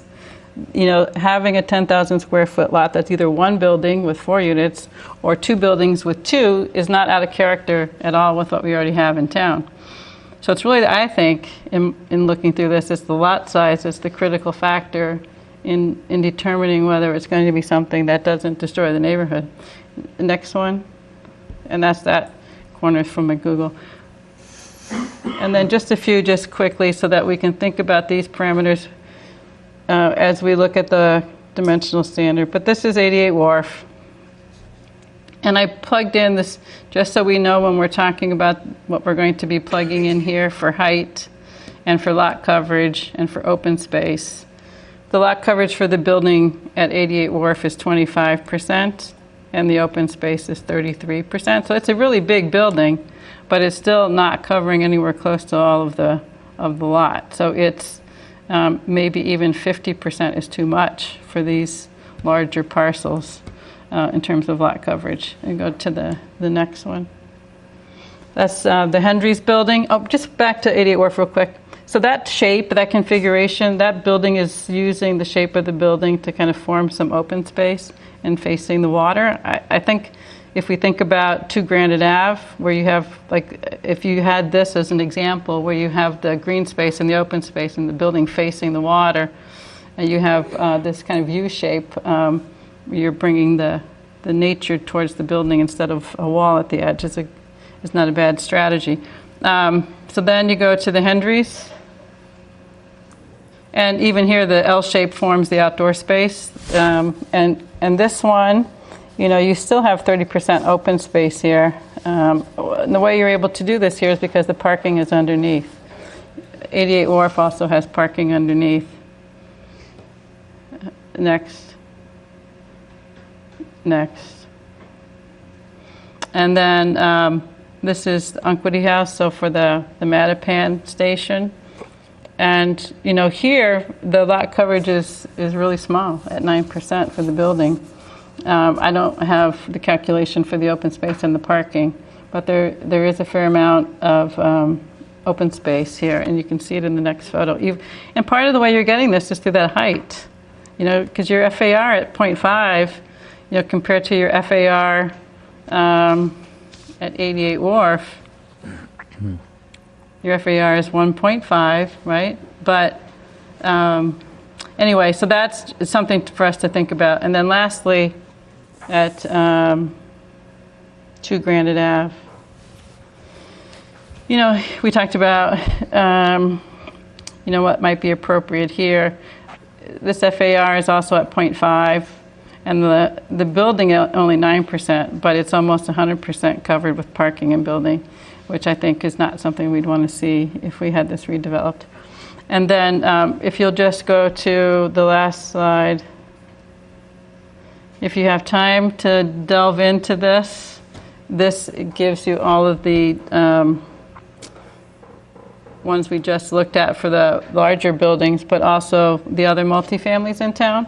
So the 40Bs and the Quistit Brooks and the Fuller Villages. So when we're thinking about height, lot coverage, setbacks, and open space, and we want to compare it to something we're used to seeing in town, we have this for a reference point. So my, I guess, thought with this is whether even 7,500 square feet is too small as a minimum lot size, and if we could still be compliant if we were at 10,000, and instead of 3 units, we had two unit buildings on a 10,000, because that's more in character with what we have, especially in this area, which has a lot of 2 families. So you're used to seeing like the two-family structures next to each other on a narrow lot.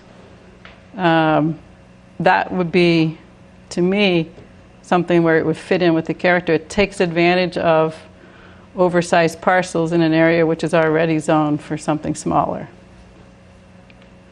I don't know if that would lead us out of compliance if we bumped it up to a 10,000 square foot minimum lot size. But I'm interested to see if you, Teal, could tell us that. In 10,000 feet and 4 units. I think it'd be interesting to look at it, definitely. Mm-hmm. That sounds like a trade-off. Are you speaking specifically about the triplex area? Yes. Okay. So I think, yeah, bumping to 4.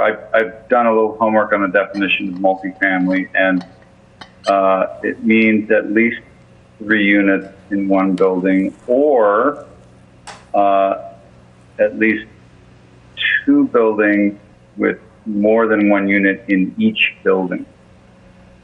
So from the standpoint of compliance, or getting capacity credit in your compliance model, parameters, you know, a 2-unit building plus a 1-unit building doesn't get you to that multifamily definition. Mm-hmm. But two families would, if they were on one parcel. What do you think of that, Tim? Do you like that? I don't mind it, I don't mind any of this. I think that the question that I had, and I suspect I know what the answer is, but I'd like to get confirmation from the state on this, is that can you effectively exclude one type of multifamily?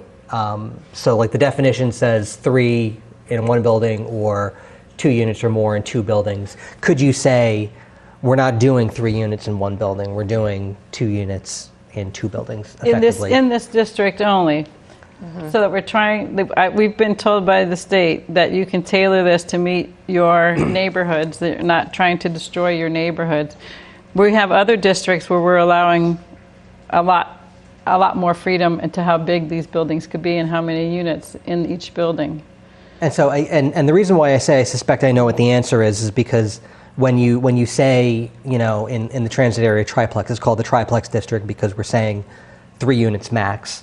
That effectively excludes the other definition of, and that strikes me as having. Well, that's why I don't okay.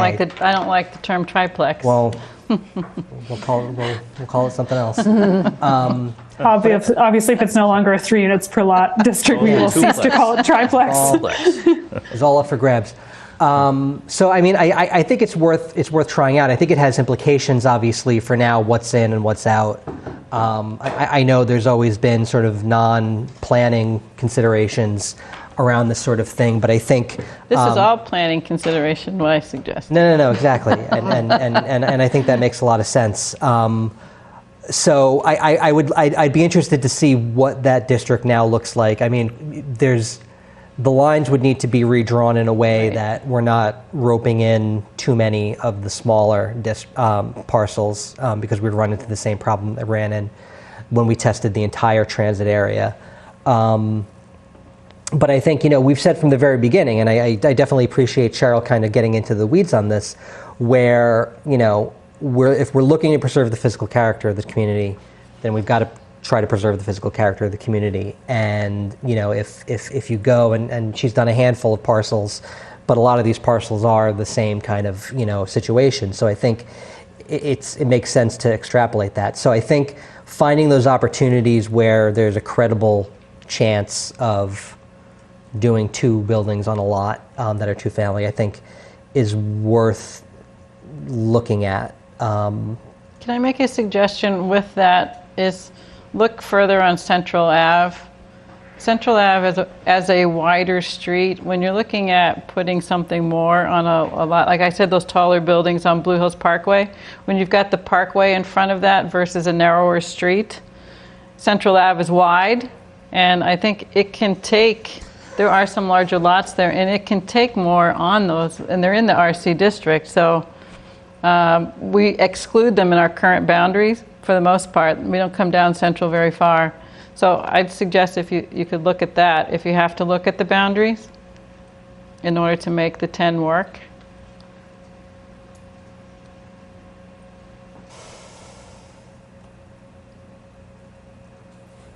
Yeah, we can certainly do that. I think that it seems like from, what we've heard so far tonight that there's a desire to have a closer grain look at the relationship of these, lot sizes to the issues of setback, lot coverage, and parking, in order to come to a final decision on some of these parameters. And the boundaries obviously have a little bit of a fluid relationship to that. I think as long as we are clear on all of the other boundaries, as in the other, sub-districts that are part of this equation, and we're really mainly tinkering with, what we're currently calling the transit area triplex district and the Blue Hills Parkway corridor, that it seems like there's kind of a somewhat shared set of parameters that we need to be testing for those 2 sort of sub-districts, the current transit area triplex district and the Blue Hills Parkway corridor sub-district, that there may be a different tolerance for, open space and sort of lot coverage questions between those 2, but that they're generally speaking dealing with similar issues, that we can focus our energy on those 2. And assume that this group is okay with letting the density parameters for the other sub-districts, meaning Mattapan Station, Milton Station, and Granite Ave, to let those climb up a little bit in order to make those adjustments in the 2 districts I was just speaking about, the Blue Hills Parkway corridor and the transit area triplex. Recognizing we still need to come back to validate what we give to you, but does that sound like an accurate summary, that that's really where you'd like to see us do further analysis and work, especially with these kind of urban design issues in mind, and make the adjustments elsewhere that are necessary to achieve those goals? I think it'd be helpful if we just examine each of the other districts, just to make Yeah. sure we understand them as they are right now. That's what yeah. I think that'd be helpful. Because I'm concerned about increasing any more unit capacity in East Milton Square, for example. Oh, I don't think we changed that one. That one has held off. I think, Yeah, so but what granite, like 2 granite, Because if they get to 1C, they dropped to granite. I think So right now- I think that if they didn't drop to granite and they dropped Blue Hills Parkway, that would be something. And then I think what Maggie had suggested was the parkway didn't need to be the same as the triplex, which I think is what Zoe's saying, that they would take a look at those being a little different. Right. And to drop see right now the parkway has no minimum lot size, so if they look at that, they would have to look at that with the lot sizes that are there, and it may be 50-30 doesn't work there, but maybe that's okay because what the existing stock there is not that, right? So if this is a fewer number of lots to look at, right? Like I've looked at 5 of them already. There's not that many if we keep the boundary the way it is. So I mean, we could get a pretty good idea if they wanted to shift from 50 total coverage and 30 building coverage to something else in that section. So because you've said this before, that we kind of build sort of what we're used to seeing. Yeah. And the areas that I mentioned, that's what we're used to seeing. I lived in a 2-family on the Parkway. I lived in a 2-family on West Street, and they're beautiful inside. When you said you didn't know the inside, they're beautiful old gumwood. I mean, it's beautiful molding, and the outsides don't reflect how pretty the apartments are inside. And so I'd hate to see tear downs. Right. Yeah, me too. So if there's a way we could, not incentivize tear downs, and say if you do a tear down, then you limit the size of the building of the new building. New construction. Of new construction. I think that's what either Newton or Brookline they're doing. So I think it's if you tear it down, you cannot build new construction greater than 1,500 square feet. Well, one of I don't know, I guess, how that would work here for the MBTA, but one thing I would say is not one of these that I looked at is within zoning, within the setbacks. And so when you go to add on to it, are you required to meet the setbacks? That means you're not, if you're going up in height, you're non-compliant because you're outside of your boundaries. This is something that's very nuanced that we'd have to get to. But I mean, that would be a whole other reason why it would be incentivizing tear down, because how are you going to be compliant with your addition, right? Yeah, so I think our in this sort of next, what we're expecting to share with you next week, what we'll be doing, I think, is suggesting to you, based on the existing fabric of the built fabric of these areas, what are the norms that we're seeing around side setbacks, rear setbacks, front setbacks, so that the rules that would be codified within this overlay district, which would override the base zoning, would reflect the built fabric, would reflect the setbacks that you're seeing as sort of commonplace, that were the basis of the current pattern that you're used to in these areas, right? So it would allow for modifications that conform to that existing pattern, rather than prioritizing the current zoning parameters that you have in your base zoning, which, in like many places across the U.S., are actually out of sync with what's been built in the community. So I think that we can very much reflect back to you what those setbacks and sort of norms are currently, so you have a clear picture of kind of the sorts of zoning parameters that would match what's there already. And my guess is that the 2 parameter, I think side setbacks are probably need to be less than what your zoning currently calls for, and the lot coverage may also need to be loosened up a little bit to match what's there already. So one thing I'm sorry, Zoe, on that, on the side setbacks, in my looking at it, I don't think you want to have it narrow on both sides. So if you have it Correct, narrow on yeah. one side, it has to be wider on the other side. Yep, absolutely. Yeah, that's the pattern that I grew up with as well. It's a, Okay. you have a sort of consolidated, the driveway side of your setback and then the not driveway side Right. of your setback, and you Right. mirror image between the parcels often. We saw that in some of the examples you had. Exactly. Yeah. But one of the concerns, if we make these changes and see how it affects the Blue Hills Parkway corridor and the transit area, and we end up increasing units in the other areas, I still am trying to come to grips with 623 units on Granite Ave. Well, I think that's a number. Because, well, it's a number that's probably most likely of everything that's up here on the screen. Granite Ave is the most likely to be developed. But again, did you use 50% lot coverage and total and 30% lot coverage building for Granite Ave as well? Yeah, so across the board here, all of these are, we just put in the one parameter, so 50% combined building and lot. now- Building and parking coverage. So right now, all of the spreadsheets that we've shown Right. you are using just that 50%. So we haven't included the added parameter of a 30% building coverage maximum. We're just doing a combined maximum coverage. But even of so, the two. 2 Granite Ave as an office building right now is nearly 100% total coverage. And I think the building was, 30%.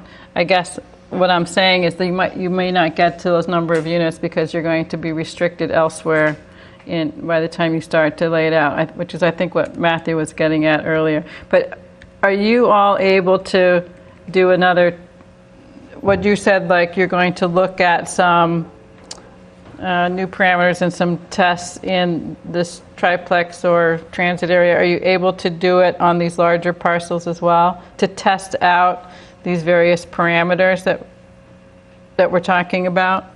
Yeah, so we did a first, I think we should sort of pick and choose, which ones are the highest priority, but we have already done a first pass of looking at Granite Ave.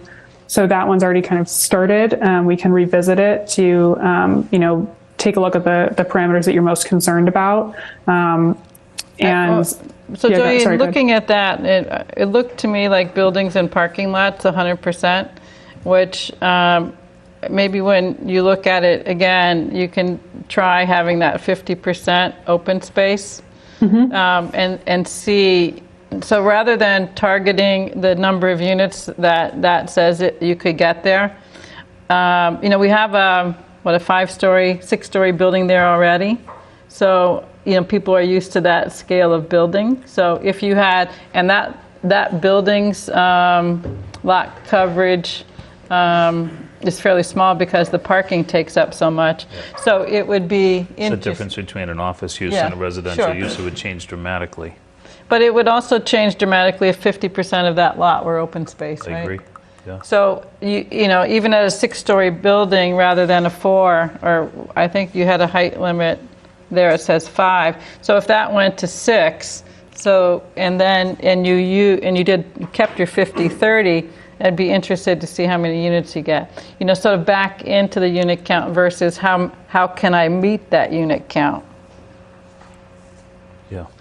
There's 2 different approaches of how you... I'm interested in that approach. I think it's, it might lead you back to where Maggie was earlier.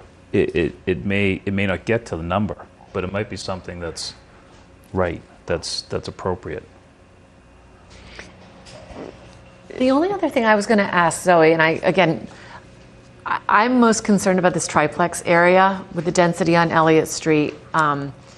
It is true, people who live at Hendry, they live right on the line, they drive, and just the traffic. But one of the things that we've been trying to do is to and it's impossible because we're so residentially built out, is to change the character of neighborhoods. I'm wondering, I don't know how many households or housing units are currently there, but on Cliff Road and Norway, in that neighborhood behind Elliott Street, it doesn't seem like there's that many houses that are there. I'm wondering if that's dragging down your unit count there, and if that's something that would be possible to remove without really throwing off that triplex, those numbers? Yeah, so stop me if I'm not understanding your question correctly, but for the transit area triplex and for all of the sub-districts, the units that are there currently have no impact in either direction on the unit capacity that we're showing. In other words, if right now there are not very many units or there are very many units, it doesn't change the unit capacity that we're showing is based on what can theoretically be built there, whether or not it exists currently. So in other words, the parcels that right now,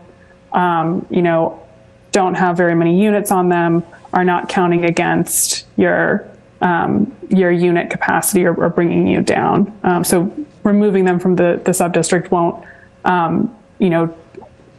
positively change your unit capacity. They'll probably bring it down because it's parcels that would no longer be contributing to the district.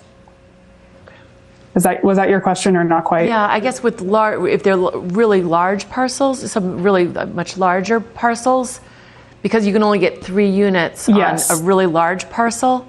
It would drag the density numbers down. Yeah, you're right. Well, are we not now, though, looking at 10,000 square feet, in which case you'd want those because those are some nice, juicy parcels. I think they're even bigger than, I think they're...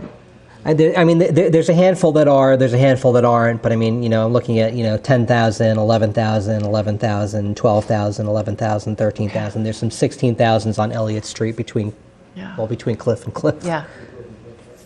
Yeah, I mean, some of it's ledge, and it might be hard to do some of them. But I think it would be worth looking at how the 10,000 maps out. Then that would be maybe a way to look at that. So it sounds like maybe we're running a version of this that looks at modifying the transit area triplex and maybe also the Blue Hills Parkway corridor to be a 10,000 square foot minimum. And having 4 units per lot for the transit area triplex, because that is generally speaking smaller lots and pretty consistent in lot size. And then for Blue Hills Parkway, having a similar units per acre constraint that would approximate the same thing as a 4 unit per lot at 10,000. Yeah, I think maybe what we were thinking, or at least our discussion is, maybe we need a little more analysis of the Parkway area to see, maybe a minimum lot size would be 5,000 there, or 6,000 or something, because of what's there already. And so I don't know. I mean, where you put no minimum lot size, maybe that's an appropriate approach. I just haven't given that enough thought yet. There's enough. Yeah, we can take a look at it and make a recommendation to you. Yeah. And expanding it over to Brush Hill Road, that whole triangle. So just not on the Parkway, because the Parkway is historic. It's a park, with a way through it. Well, again, it's not about. It's about seeing if you can find some place. I kind of almost say are there oversized parcels where you can do some infill? That's the way I'm looking at it. And if there's some opportunity for some infill, you're thinking, I think, more about sort of keeping what's there and codifying what's there. Yes. So I don't know, maybe they can take a look at that. But I would say if we could really, if you don't mind, like if they ran short on time, if we can have them focus on these couple of major things first, and then if they can have a sort of an alternate that puts as an alternate, but that's not like a base part of the next scenario. Is that okay? Yeah. Okay. All right. I have one thought on, just as I'm hearing you discuss, and also like looking at the parcel patterning here, that I think the area that I think Margaret, this is your Maggie, the expanding to this area to the west of Blue Hills Parkway, that's largely small lots. I see that as being more akin to the transit area triplex rule set. That, it's smaller lot sizes. It's generally speaking, I'd imagine you'd be wanting to develop with an eye to avoiding tear downs. And that along the parkway here, there's more opportunity for, with some of these larger parcel sizes, a different kind of infill development that might include new construction. So it may be that, the rule set that applies to the parcels that line the parkway is kind of its own thing, and that this area here that you're discussing might be, more akin to the rule set that we've been talking about within the transit area triplex. Although I guess maybe these parcel sizes might actually be too small for that. Now that I'm looking at it more closely. I think we find if we're going to go to a 10,000 square foot minimum, it's going to eliminate almost all of these. Almost all.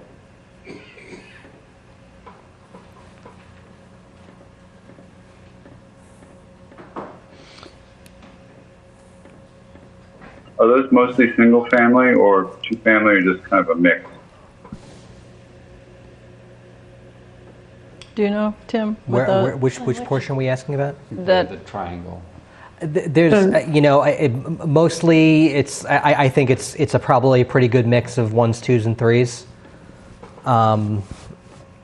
I know. I just know. I'll give you an example of Belvoir Road, which I think is in there. Yeah. That's almost all 2s on that street. And there's probably a smattering of 3s in there, and then a smattering of 1s. So, to Maggie's point, there's an opportunity to sort of formalize, what's there. I don't know if those are necessarily illegal 3s, but they're 3s and they're not zoning compliant. But it is probably, you can just see from the parcelization, the densest part of town that we have, and probably if you looked at it, a significant number of 2s and 3s. So maybe that actually is, if we were to include that is a triplex district, we're talking about 3-unit development there. That's the version of multifamily that would be closest to what's there currently. Right. Mm-hmm.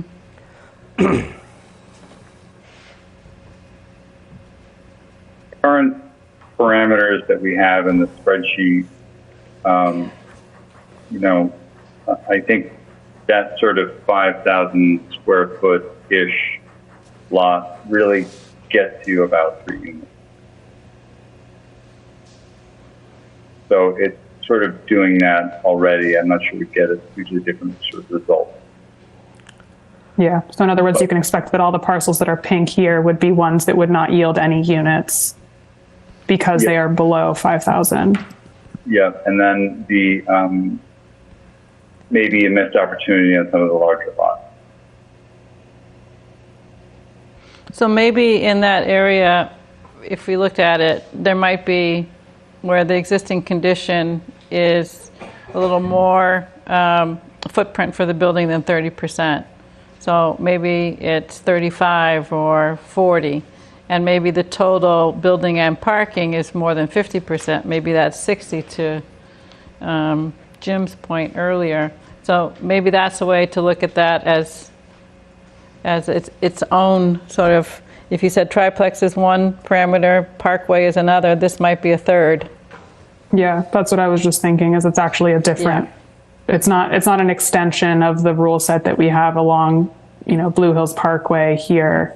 It's a new rule set that's intended to be a 3-unit rule set that assumes a slightly higher, coverage of the parcel, and is intended to approximate what's been built there already. I agree with that too. Yeah. I think that's the right direction to go. And I'm one who really wants open space and trees, and so I'm always advocating for that. But I think since that is not in existence today, we need to accept it. And as I said, they're very increase the boundaries. They're very pretty heavy. So I wouldn't want to see them torn down. Great. Okay, so I think that's pretty clear to me. So I think we have what we've been calling the transit area triplex. I'm going to switch maps here for a second to hopefully help the discussion. And would we ever decide to do that same rule set to the neighborhood behind the Milton Food Mart and the Knights of Columbus building? You know, to Laurel over to West Street and do that triangle? Maybe we could in an update. I'm really thinking we need to settle on a map, and maybe even this triangle on the left if it makes it too complicated at this juncture. Because if your concern is to legalize something that exists and to allow people really to be able to invest knowing that it's compliant with zoning, because when you're trying to do something when it's not compliant, it can be challenging, then that's kind of a little separate goal in a sense, right? But I think it's worth having them see if they can do it for the triangle. Beyond that, I think we should think of it later. Okay, that's fine. So for next week, will we be able to see sort of a build-out analysis on what we're discussing, or are we still going to be looking at sort of tweaking our setbacks and boundaries and height? I think we're going to be switching gears so we won't necessarily be having like a full 3D visualization of all of the ideas that we've just discussed, but I think we'll be able to show you some tests of the setback and cover it. We won't take specific parcels. What we'll do is we'll kind of abstract like parcel types that are representative of the pattern that we're seeing. And we'll show you like an existing building, I'm thinking, and then the rule set that we're suggesting and what you'd be able to build within it.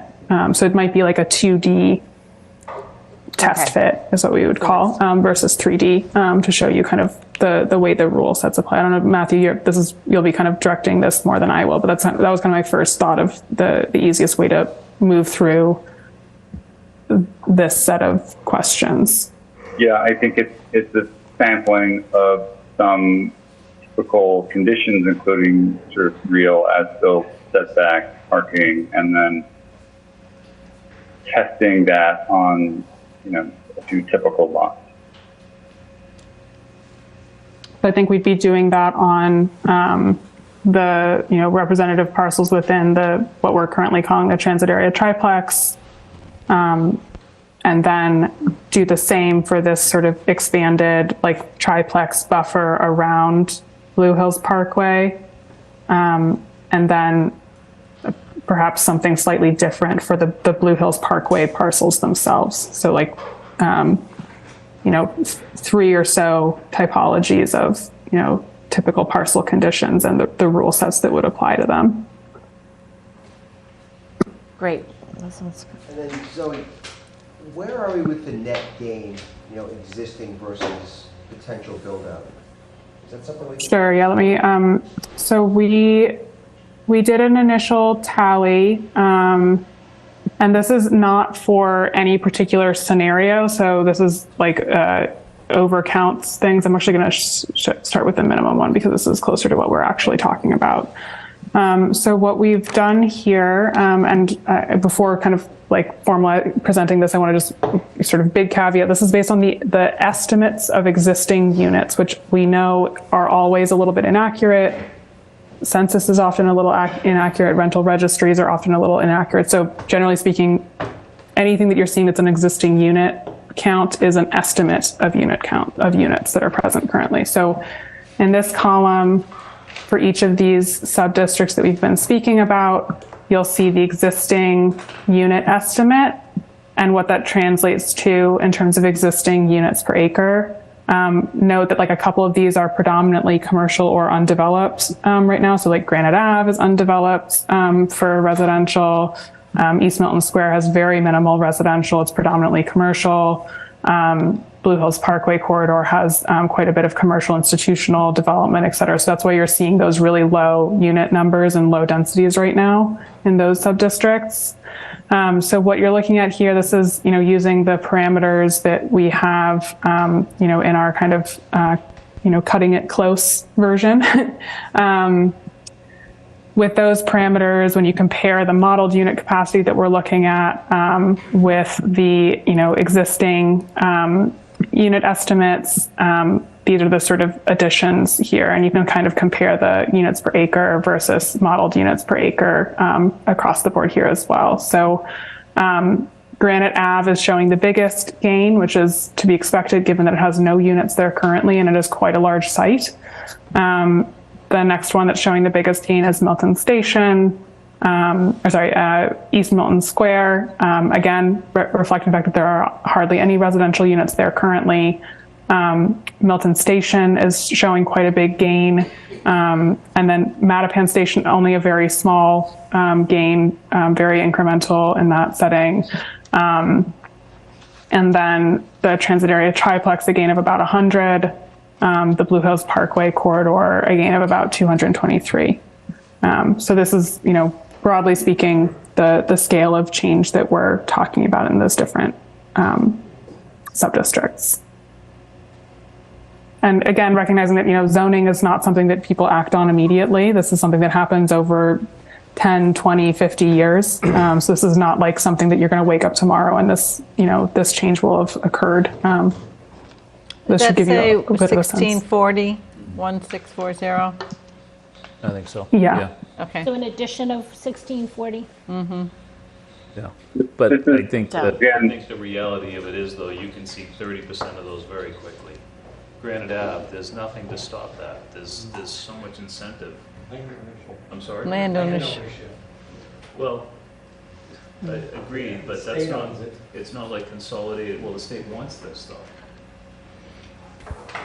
It's not like consolidating all the lots that you'd have to consolidate in a densely, like in your neighborhood, Peter. I just think you have to be realistic that you could see 30% of that 1640 pretty quickly. Well, that's where RKG yes. will come in, RKG is right? gonna do the They'll give analysis. some analysis on what they think that might be. Yeah. So we'll look forward to that. And they're coming on the 28th, so.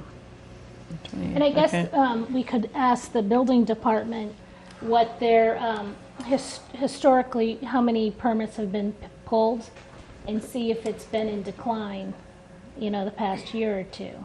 My guess is it's only been increased. So my sense is they're going to get swamped because this is by right.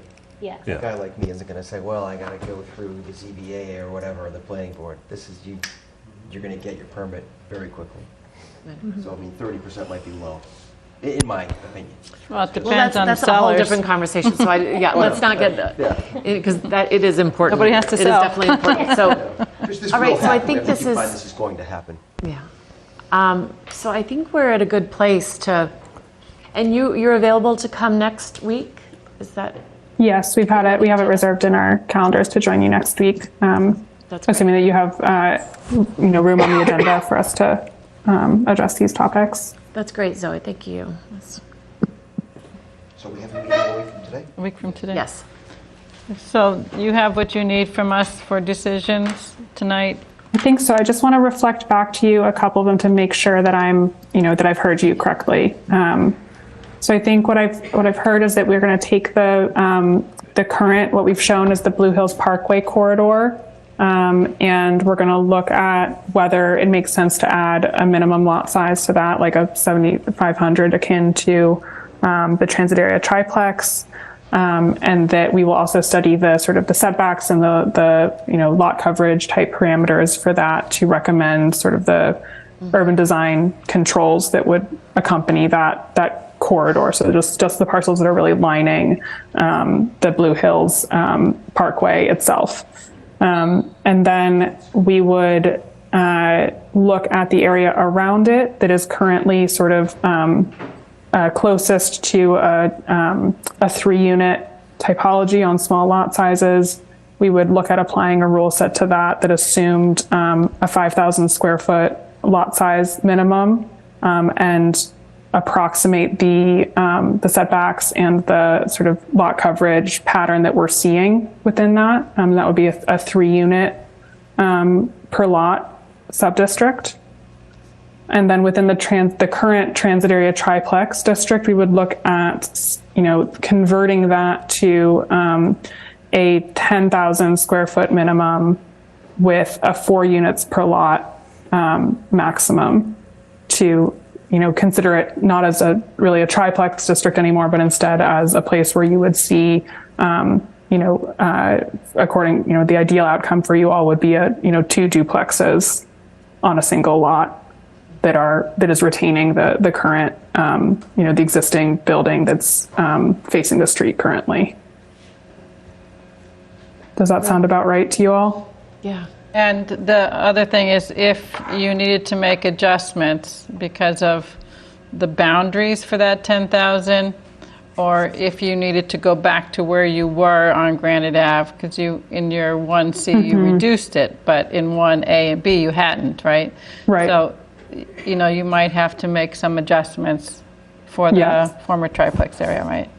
Yep, and I think I recall you saying that along Central Ave, that might be a place where we could add a few more parcels that would be in line with this new vision of a 10,000 square foot minimum, 4 units per lot concept. And that might be one place to look. And then outside of that we could look at, Granite Ave and the other 2 station areas as places where we could, incrementally increase density just to get, over the line if we need a little bit of help doing that.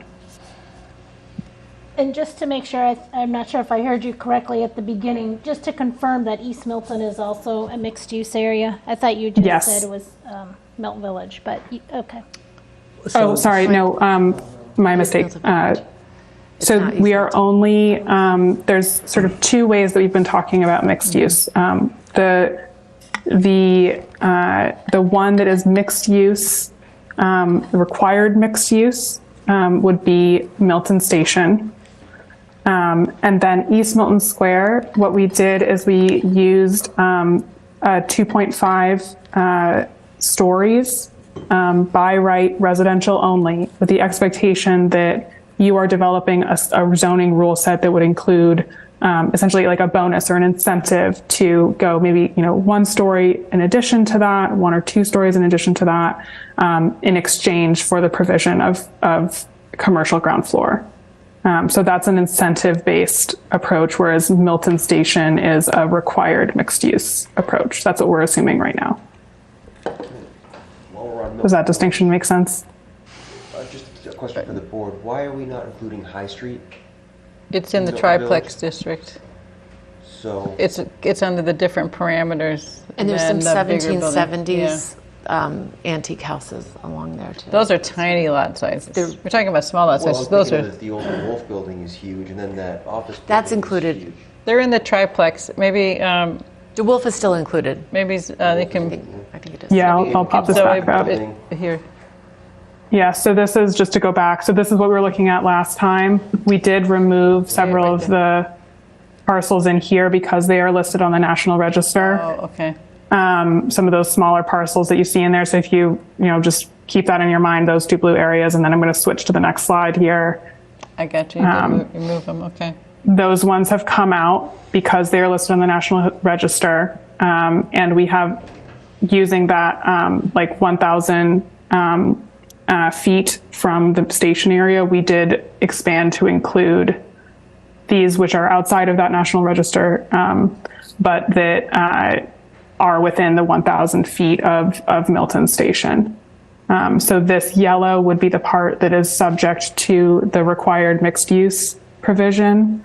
Anything that's shown in the blue is not subject to that mixed use provision, but is included in the transit area triplex as it's currently shown. So I think we're missing opportunity. In the Central Ave, the Central Ave Business District, is that the same as East Milton, 2.5 stories with an added incentive for first floor commercial? The Central Ave district is part of the Milton Station district, Oh, okay. so all of that in yellow is the same sub-district. So getting back to High Street, we're just omitting that because there's a couple of historic buildings on High Street? I'm missing it. It's a National Register district. So she said she removed the National Register district properties there. So once again, that's every building on High Street? I don't get it.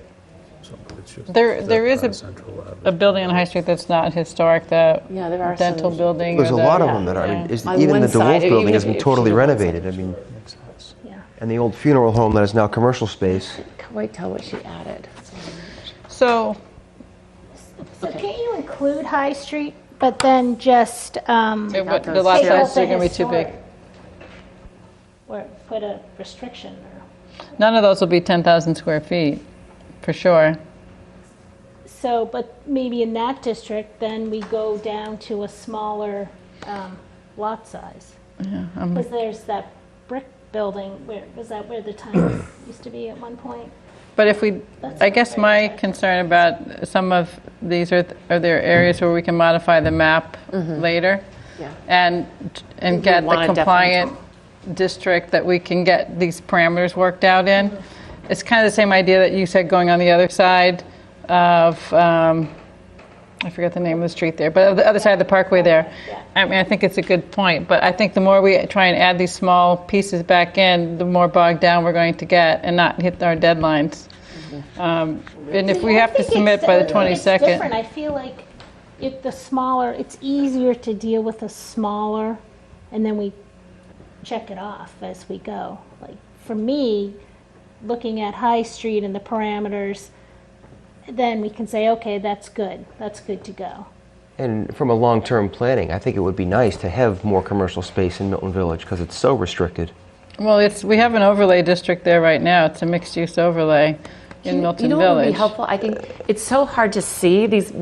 Can we get all of these? Will all be posted, and we can have so if you could just send them out to the planning board too, just so we could Tim, to come back to do they have it in this format? This format's really easy to see. the yellow lines. The aerial photo with the Yeah. parcel. Yeah, presented it earlier. Yeah. Yeah. It's a little. Yeah, so we can send you a version of this that, if there's a particular area that you want to look at, we can send you a zoomed in, a similar map like this to show you the consideration. So I think Tim, you had shared with us the initial feedback about the National Register. And one other thing that I would say about I wasn't here for the Milton Village overlay process, but I've read that zoning, and I think the parcels that we have in the Milton Station area, although a lot of them are covered by the overlay, these are not the ones that are really had the exception of Webb Mill and the extra space building.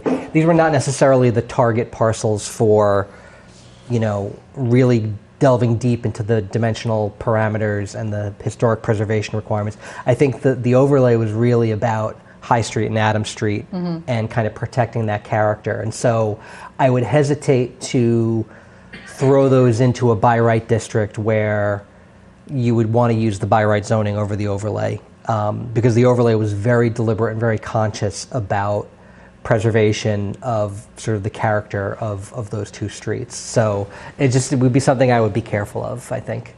And having spent 3 years working on that overlay district and taking a lot of feedback from folks about that area and the historic concerns about it. I mean, I mentioned the historic buildings are there's lot sizes that are less than 2,000 square feet. There are a couple that are 10,000 square feet. 25 high is that sort of building setback. That's the office building, and it's probably built in the 60s, I'm going to guess. And then the funeral home on the corner. But, I mean, even Meredith was one who commented quite a bit on the old funeral home on the corner and the scale of that. And so you're coming in and out, that's on that corner. So we gave a lot of consideration to the design standards and design guidelines that we did in that area. And to think that in a couple of weeks or even a month or two that we're going to be able to put that same kind of consideration into an as of right zoning, I think would be probably concern to the folks who followed the 3 years of getting that overlay done. So because we don't have enough time, and that's more of an argument to try to extend this a little bit and slow it down and really take a look at the parcels that could be developed, Well, right? I don't think we need to increase the parcels in this No. location. This is not this is like one of the maxed out, like extra space storage, the number of units that can go in there. This is going to be, what could happen down here is significant. I don't think we want to add more parcels to this. Well, it's our commercial area. I mean, it's where the commercial development is. I guess I missed it. Right.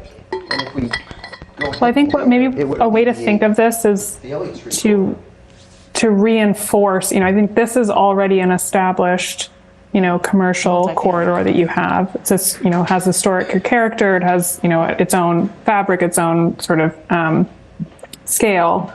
You can see the parcels that are included in the Milton Station subdistrict are all, generally speaking, much larger and, have a different relationship to the street. And you can imagine that if we see, mixed use development move forward on these, it helps to sort of reinforce this as sort of a commercial hub. And so this is sort of serving a different kind of commercial that exists already in order to, develop under the by right rules. I think this, to the point that was made earlier, it would take a lot of nuance to figure out a set of rules that would match what is here currently and would allow for by right development without the sort of design guidelines that you have embedded in your overlay. So I would sort of see these as complementary, districts to one another, but not as, one and the same in terms of what they're seeking to achieve. I don't know if that's helpful, but as an outsider perspective, that's what I'd kind of offer. Jim, I don't, and you worked on it, Cheryl, so you can speak to this. It doesn't restrict us from having commercial development. It just means it has to comply with the guidelines. That can still be commercially developed. Oh yeah, the underlying zoning of commercial is still there. The mixed-use overlay is an option for it, and there's a bonus system set within that overlay so as to carefully calibrate it not to incentivize tear down of historic buildings, so that and it took a lot of analysis to calibrate that correctly, and a lot of people worked on it. It was really critical to getting that zoning passed, was all of that analysis. So there was a lot of concern about, Milton has always done new development by special permit, except for single families. And so there was a real concern about having an as of right, that I think there will still be a lot of concern about an as of right in a historic area. So we're trying to move forward on other areas that we haven't yet done that level of analysis on to calibrate it. And the more we add different kinds of character, the harder it's going to be to calibrate the area that we know we have to include, sort of connecting these two end districts. And I really, at this point, think we need to concentrate the time to calibrate those areas. I'm really concerned about adding areas at this point in time. Yeah, and I think regardless whether it was a lot of hours or a few hours to do what you guys did, I think you made great decisions and it was good work. And I don't think we should go back and change it. Good design guidance. Yeah. Can you show us that the triplex area right around High Street? I've forgotten what that looks like now. So this one's zoomed out a little bit because of the number of parcels included, but you basically can see that right now we're pulling the parcels that line the street on this side and hugging around. Can you zoom in on that for us? Just let's see if I can. Maybe slide that. This is going to get fuzzy, so apologies. Easier to see. Thank you. Mm-hmm.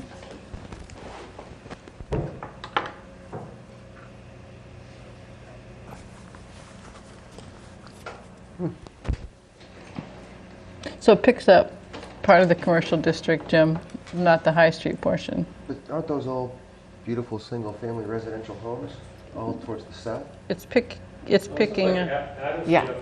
Yes, those are. Those are fantastic houses. I'd rather see High Street than that. Yeah, I know. Personally. Yeah, that's, No, she did take that off. I think those are off now. That's what was before. Are those all more than 10,000 square feet to be back on again? These, are you speaking about these parcels here? yeah.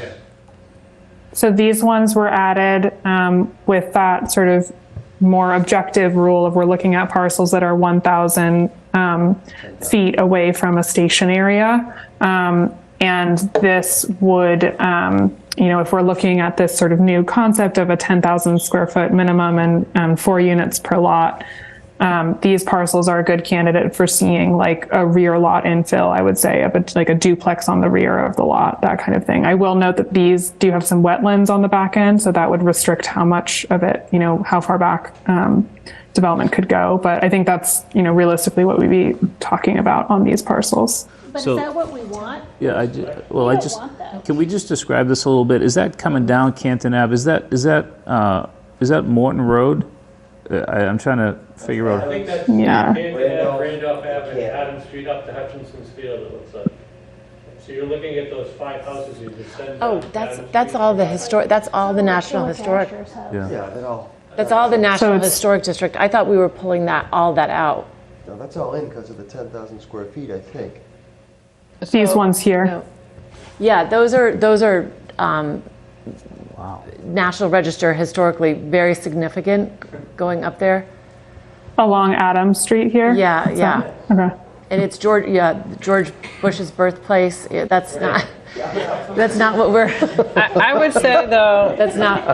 I would say though, folks, Well, you know what? I'll talk to Tim and go over those because Yeah, I think I gave Zoe the parcels that you gave me, so. no, the ones I wanted to take off. Not. Yeah, no. I mean, like, so the High Street, the Morton Road, the Brook Road, those are We out can as of- do that offline, and I can sort of go through that, Folks, that historic district. one thing I 'cause we do wanna- want to say is, I would say what I've looked at, everything is built 1875 to 1922. So who are we to decide which is more important historically than another, just because it's on a larger piece of land and it faces the water? I think the people who live in and own these other parcels throughout this district think that their property is just as valuable and historic as these properties. So I don't think that we should be handpicking which sites we take off. I think we should ask them to come back, and then we can look at whether there's some sections of this which make less sense than others. But for us to handpick them at this juncture without having the input of all of them. Just made the argument. Are handpicked. I know, and we So just I made would the go back argument to I would that go back to the High Street's revised off the version. table because lot it's by lot. historic, right? I mean, we're No, not so- touching High Street because it's historic and we did a lot of work on an overlay, but now we're going way into a historic area. And I will just tell you, this is something that will probably be a future. We're looking at local historic districts. Yeah. And we're looking at the village, but this will also be a future local historic district. So we can, I think we can get there. We can work on this, but I would go back to I would take what we have here and go back to the previous iteration before doing what this is. It sounds like we just need to hear from you which of the parcels that Yeah. that you need us to remove here, so that when we're running the updated models, we're reflecting something that you're comfortable putting forward. And I can go through that with Tim. So because I think we're at a good place otherwise. So that's. And as everyone, I think that my recommendation would be to go off of the, something that is, so as not to get to, I think it was Cheryl's point here, so as not to get into sort of customized decision making about what is historic and what is not. I think just sticking to things that are in a National Register historic district or some other official historic designation program is, what we're looking at right now. Beyond that, I think we're not in a position to evaluate the distinctions of what is and is not historic with the time and resources that are available for this. Yeah, but this it goes effort. back to the point that it's not what we're used to seeing. So that area is not, we're used to seeing. I would think in that area there could be a carriage house in the back, though. So, I mean, we might be used to seeing 2 buildings on a property there. And how big they are, you can set the scale of that second building to, so that you're at, it's smaller than what's there, subordinate to the main house. So anyway. Yeah, I don't want to take up more time from anybody, but that's, I can talk to Tim and just show that district area, so we'll. I just want to let it be known that I think that doing that is crazy, personally, just for the record. Yeah, that would be. Well, you know, to the point that we were making earlier, we were trying to develop something that would provide continuity with as it exists today. You know, this could be a significant departure from that strategy we had earlier for another part of the town. I don't think that you're going to find that has 10,000 buildable square feet by the time you do the wetlands, but I think they need to look at the what we outlined, and and we're going to have to probably add some area, and if it's central, central makes sense to me, and if that means these can come off. But I do think I'm trying to be mindful of comments that we've received from people about equity and, you know, about thinking about the fact that some parts of this are people want to easily say, oh yeah, that's okay there. But we have to be mindful that people love their homes, no matter they're big parcels or not, or historic or not. Totally agree with you. So Absolutely. I just wanted to make sure that we reinforce those comments that we've heard. Yep. Okay. Great. Thank you. And we'll be in touch. I'll talk to Tim. Thank you for your work on this. We really appreciate your joining us tonight. Absolutely. Thanks for the discussion. I think we have good marching orders for next time, and we'll hope to come back to you with some stuff that helps to clarify some of the discussion tonight. Perfect. Great. Thank you so Zoe. much. Thank you, Matthew. Thanks all. So long. That's great. Okay. So now we can move on. Discussion of zoning authority under Chapter 40A. As all of you got the email from Town Council, we had reached out to find out regarding the select boards, and based on an email that we had received discussing Chapter 40A, our position in doing zoning versus the select board's position in zoning. We did get a response from Town Council. There is another Mass General Law under 80A and 80B, which talks about a cease and desist from other committees or boards that do zoning. I don't think it's worth wasting I think our time is more valuable rather than, you know, trying to go around and around with who's going to do the zoning. I think that we really need to keep on track in doing our work. The select board do have a zoning article, which they have sent to us, the zoning language, but it's for us to improve and for us to make it the best that we can make it. And so I think that's our responsibility, and I rather focus on that rather than who's going to create the zoning. Let's focus on our board doing the best zoning possible and being compliant as best we can. You know, and this doesn't have to be a discussion for tonight, but as I go forward thinking, this will hopefully, I plan to have something before, you know, to have for town meeting, something that works to improve. I think there's a lot of areas. I think the zoning that the select board put forth, they had really listened to some of our height, you know, changing East Milton down to 2.5 stories.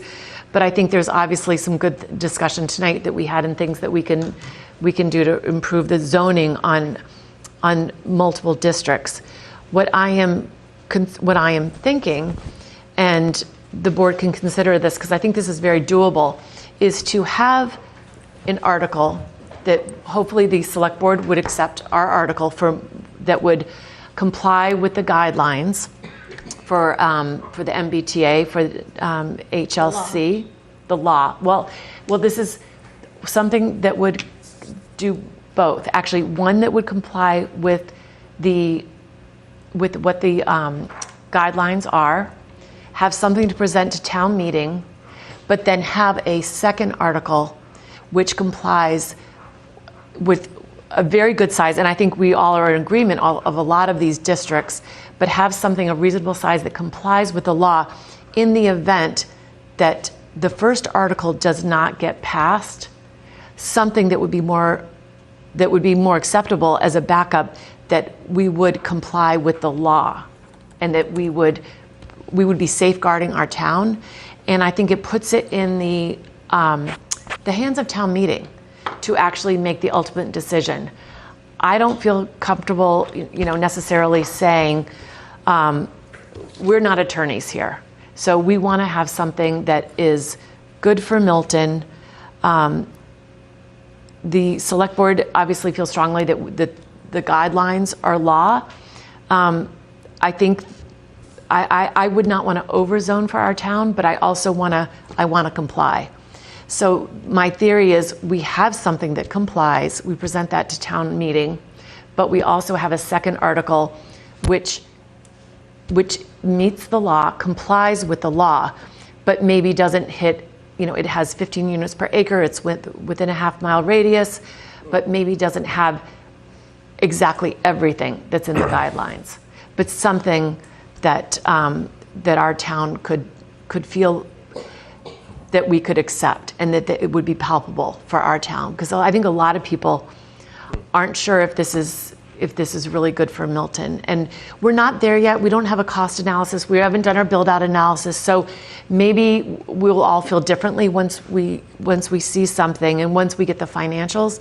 But I'm just thinking that maybe that might be a way, because what happens if we put everything that all the guidelines, are met, and then town meeting says no, turns it down?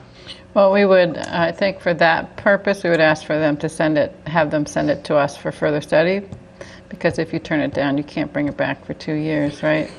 So we would have that. But would that be not a good idea to have a really good sized district, average 15 units per acre? I wonder though, Meredith, I think if we're really working on the compliance, I don't know how we do 2 different compliance tracks in the time frame that we have. It's just, so I am concerned about that. I agree with you that I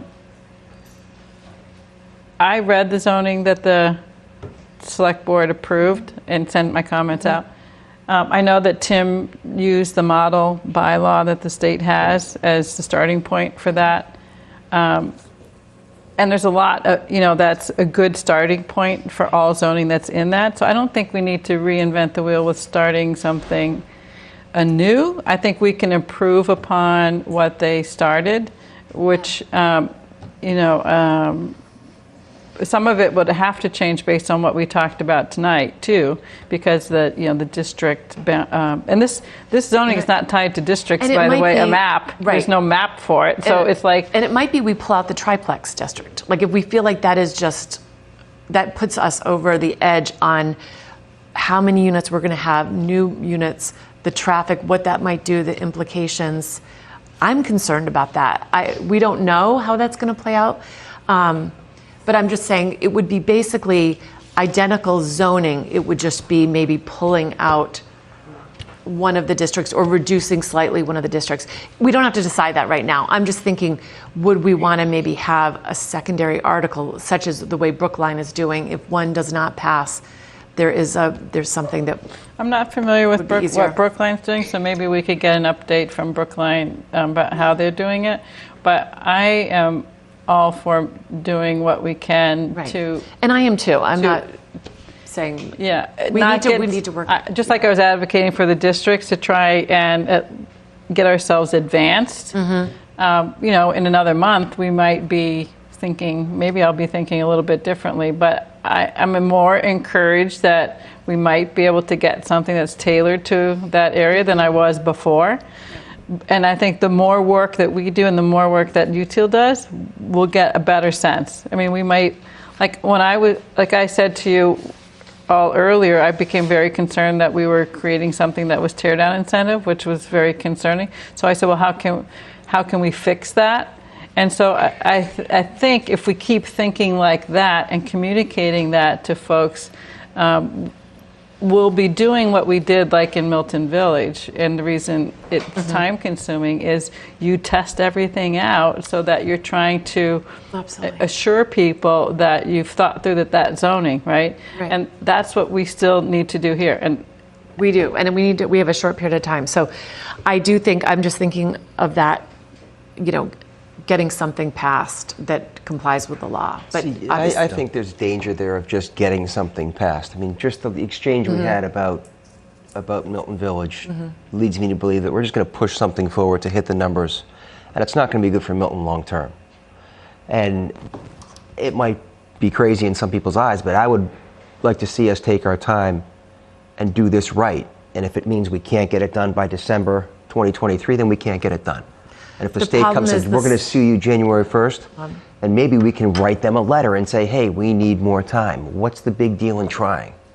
The issue is the select board are going to put an article. Maybe it comes from the planning board. So the select board puts an article we need to make forward. we need to do the best that we can to put something forward that will be better than what the select board has. Maybe in our work in the next couple of months, we can convince the select board that pushing something just to satisfy numbers is crazy. I don't think they're going to want to push.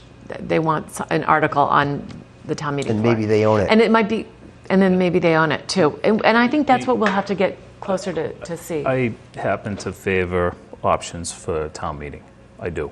And I think it would be better to not have town meeting, to have an all or none proposition. You either take that article or you don't take that article. I think that's very risky for the town.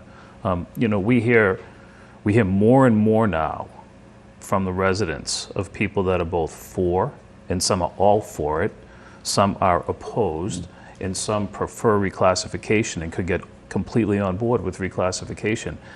It's going to be very difficult to write an article that's going to satisfy every resident in town. True.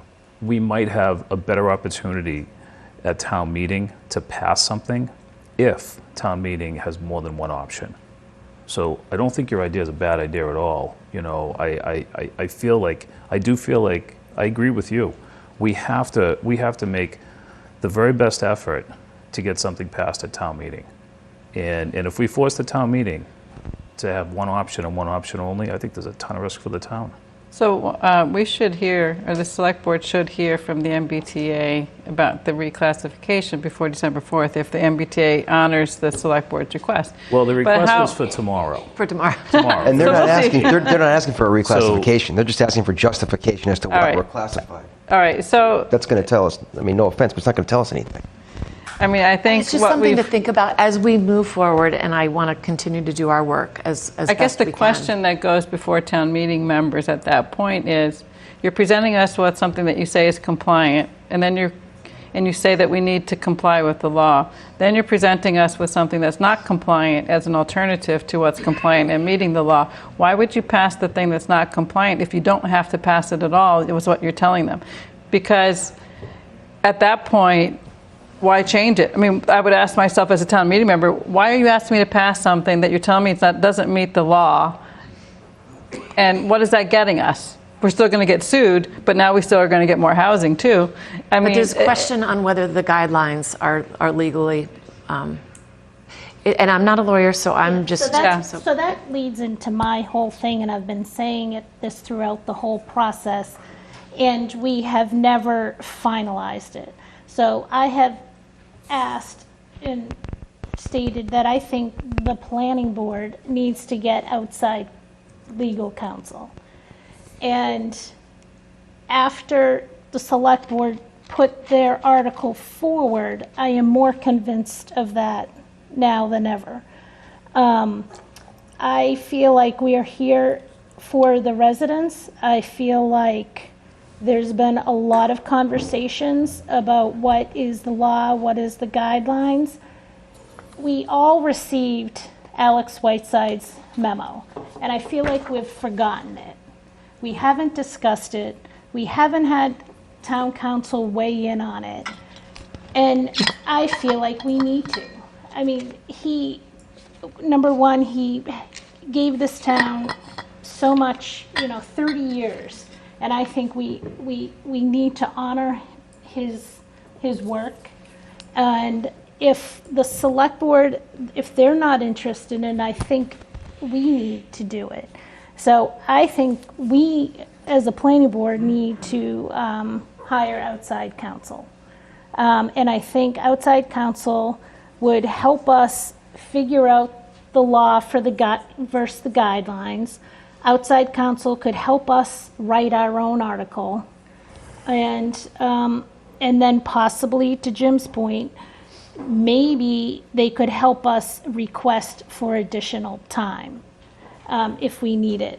So I think it's unfortunate the selectmen decided to put forth their article. I think it's put a lot of pressure on our staff. To what you said, Cheryl, it's a lot of work to review 2 articles at the same time. And other towns in rapid transit, their planning department, they have 30 people in their planning department. Newton, I think, has at least 30. They have a whole, they're an office of town council. They don't, so poor Tim and Josh are in the middle, and it's just the 2 of them. And I don't think it's fair that, it's unfortunate that we're in this position today as a planning board. But I do think, I like options. I think the planning board needs to create our own article, and I think we need help from outside counsel. And then, unfortunately, we're going to have to go through the public hearing process with the select board's article. And as you know, the process is such that any article comes to the planning board, and then the planning board takes a vote to support that article or not. Well, what we've had happen too is articles get submitted to us as citizens petition, then we take them on as articles ourselves. Yeah. And I kind of view the select board as the same way. It's kind of, you know, the reason a property owner does that is to get the planning board to take action, right? Because they want to see something happen for that parcel that they're looking at. I know, That and I did that. And I did a citizens petition, and I went through that process twice. Yeah, so I'm overly familiar with it. But to the point of, the state developed a model bylaw, and I kind of look at that as being a really good starting point. I'm sure attorneys were involved in the development of that. The important part to me about what that zoning does is what it's going to allow to be done. And that's our analysis work. The legal aspects of it, you know, I anticipate that can be reviewed, but the really important part, I think, is the lot size, the setback, the FAR, the lot coverage, all of that that matches up in the for the areas that we're doing. And we control that, and we control it through our analysis. And I know I'm beating a dead horse now by continuing to say that that's where I think the focus is, because when somebody looks at the zoning and they see what they're going to build, like a developer, like I said to you, okay, if I were hired by a developer to look at one of those parcels and they said, okay, here's what that property is right now. Could you add a 3rd unit here? Could you add 2 units here? And how would you do it? And that's the part that you want to test out. You want to think through, because you don't want the people like Jim thinking they're going to come in and do the wrong thing, because you want the people to come in who are going to do the right thing. And you got to give them the tools to do the right thing. But you can't give them those tools until you understand that those numbers mean this on the ground. I know, and I think we're in agreement with that. There's no question. We're not disputing that. We're just talking about the path forward. And I think tonight was, I thought last meeting and I thought tonight was really a successful meeting, and we've made some great progress. That's why I don't think we need to decide whether it's a select board or planning board, because that article, if you read, or that zoning, if you read it, sets out to do all the things that we've talked about. We just need to plug in the right numbers, the right parameters, as we're calling them. So there's nothing magic about the rest of the language in it. There is actually. When I read through that, I think we need an independent, as we would do with any of our zoning, have a lawyer to read over that, because when I read through that document, it was very protective of DHCD, and that any exclusions or any change of variations had to, you know, it referred back to DHCD that, you know, the guidelines? in the actual zoning language. So I think we plug those in. I think that's all important work, and I think that's a framework for whatever attorney would write our zoning. But I think we need to have our own zoning that's not written by the state, because it is very much. If you want it to be compliant, though, you need to know that the state will accept it, right? Comply. We know what we need, and we would have it. You made some excellent points in your research, and I appreciate it. You spent a lot of time putting that together. I get it. There's a lot of hours put into all of those particular parts of those neighborhoods that you studied and put together all that data. And I agree with your points that the continuity in that neighborhood should be maintained to the degree that we possibly can. Mm-hmm. The result of that might be numbers that don't meet the state requirement. Well, if you do realize that, right? Well, I don't know. I'm not. Based on what I've done, I think it's possible to meet them. So I'm not giving that ground yet. What you've done so far, everything you talked about earlier, I feel you're doing what's right for Milton. To maintain, a lot of the character that exists. I think the residents are going to appreciate that.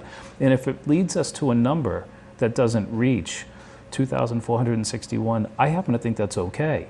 Now, I don't think anybody else, any other board in the town is going to agree with anything under 2,461. I feel like we might have no choice.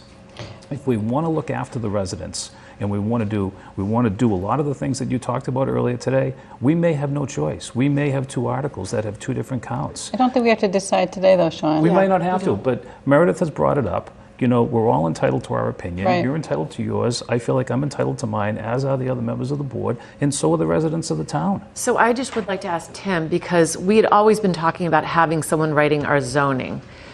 What do we need to do to have a Bob Mitchell or somebody who specializes in writing zoning to once we have our parameters, and I think it would be very, we would be bringing them sort of the template for what we want, but having it customized to the language that is legally protective of our town. If you're talking about just procuring legal services, it's just a matter of developing a scope of work, and we don't actually, legal services are exempt from 30B, so you could just send that off to whoever you want, at the price that you want. I think that the more bespoke you get from the model bylaw that the state provided, the more at risk you are of them deeming it to be non-compliant. I don't necessarily think it's a strong risk. But you bring up the example of Brookline. The Brookline example, they've got a preferred path and they've got a backup path. Both of those paths are compliant. Mm-hmm. They believe that they're compliant. They're not talking about a backup that may or may not hit their compliance targets. Yeah, it is different. So I think, ultimately what we're talking about is, and I think Cheryl's point is a good one. What's the point of bringing a non-compliant bylaw into town meeting? If it yeah, so that's why I was wondering if we would want town council to provide us this is what I would like. Mm-hmm. I would like town council to provide us a legal memo outlining the law versus the guidelines. Like, for my own sense of satisfaction and put my mind at ease, that's what I would like town council to do. And I want them to do it because town council, the current president of Mass Municipal Lawyers Association, works at Murphy, Hesse, and Toomey. And she was actively involved in writing a letter from MMLA to Governor Baker, outlining all the defects in this MBTA communities law. So I would like to hear from town council their view, because they have been intimately involved in this for years. And so before we hire outside counsel, I would like to hear from them. And then once they provide that information, then maybe I'll think that we might not need, I do still think we need outside counsel, but I would like town council to provide us at least with their legal memo on the law in first the guidelines. We can send them Alex Whiteside's memo with his thoughts, and either they can confirm them or dispute them. And to me, I think that is the right thing to do. I think we would be honoring Alex, and it would be putting my fears at rest. So can we do that? Certainly, I think that's very fair. I would be in support of that. I would be supportive. I think that would give us all just sort of a sense of a legal understanding of what is. So can we ask that, Tim, and We'll send get a that memo? to- That would be great as a starting point. And I think because I think that's different from having somebody who specializes in writing zoning, who I would like to look over. And my understanding is if we send them, we're gonna send a. Can I suggest a starting point with that conversation with that attorney? Yeah. Just ask them if they're familiar with the model bylaw, and have they seen any issues that would concern them? Because This if that's isn't your about the starting bylaw. point. No, I'm talking No. about like the real estate attorney that you were talking about. I forget his The name. outside counsel? The outside that counsel. we may or may not hire? Like Bob Mitchell. Mitchell. Oh, yeah. Yeah, just to have an initial conversation with him. Are you familiar with the model bylaw? Yep. You know, do you have concerns for towns as they, if they Absolutely. I think using that that's- as their baseline? Just to get that, rather than say, okay, here's our version of it. Right. Give us feedback on this version. Just start with the model and say, what do you think of the model? Because that's just. I think If he's not familiar absolutely. with it, then ask him if we can hire him to be familiar with it. But I guess. can't believe that that HLC would say you're not compliant if you don't use our template for our bylaw. So I think. No, and I didn't mean to imply that. Yeah. I just mean that, you know, the model is the thing that the state has said, we like this, use this. Right. And the more steps you take away from that, the more steps you take into sort of the darkness where you don't know if it's, you know. So I think there's definitely a way, and, you know, Lexington didn't necessarily hew to the model, you know, and they were able to get something done. So it's not, you know, I'm not saying that, you know, you've got to do this or you're out, but like the model is the anchor. And if you stick to it, you're in good shape. And if see you that, don't, yeah, then- and it's sort of a framework for us to work from for what we want our inputs to be. But I think that we should look at who Lexington has used, who, you know, Newton, Brookline, you know, who are the attorneys who are writing the zoning for the town, just to, you know, have somebody looking over the document, and you know, it may be things that they'll say, why would, you know, take that out or put this in and make edits. I'm thinking just more editing. So, all right, so Tim, how soon do we have to be moving on that to have somebody tell them we're working on this and have them lined up? Do you need? I thought we didn't have to. It's not like an RFP. We can right, but just hire. but I mean, if, We need a if- scope of If work. you've got something that says we want you to do X, Y, and Z, you know, then they'll tell you how much that'll cost if they're available. You know, whatever. It's, you know, it's better for me than to just get on the horn with somebody and say, hey, can you do this? If we've got something that says this is what we want you to do, And you know. so I have reached out to a few, I've researched a few, you know, attorneys. So I have a couple in mind already. So I Who are writing zoning for towns? Yeah. Zoning attorneys. Yes, yeah. So what I'm looking for is, one, asking town council to write in a legal memo about guidelines versus the law. And then also, is it appropriate if we as members try and reach out to attorneys and then provide a scope of work and they can respond? I think the board has to make not individuals, have to make the contact, and yeah, I would say either through the chair or through Tim would be the appropriate channel. Yeah. But if you have names. And Tim that knows that, I mean, the Bob Mitchell's out there. Bob Mitchell's highly qualified, and they've If already had he's- conversations with him, so. Yeah. might be worth never worked starting with with him, him, but but I've other heard- names too. Yeah. Maybe you could forward the names that you have to Tim, and then you can come back and, because it's, yeah, would be helpful. And we'll be working on that framework, so it shouldn't be, starting from scratch for an attorney. All right. I would be interested in doing that, so. When do we have to hold the public hearing on the Within 65 days. 65? You could hold it December Anytime. 2nd if you wanted. Really? No, we We're need within- two. Do we need two? We need two. Not necessarily. No. What did you say? Do we need two meetings? I thought we I'm needed two sorry, public hearings. when I say public hearings. you could hold it December 2nd, I just mean that like the time period by which you do it, We it's just gotta be were before within. town meeting. But then I thought we also have to render a report or an opinion. Yeah, and frequently the way that the planning board's done it is an oral report at town meeting.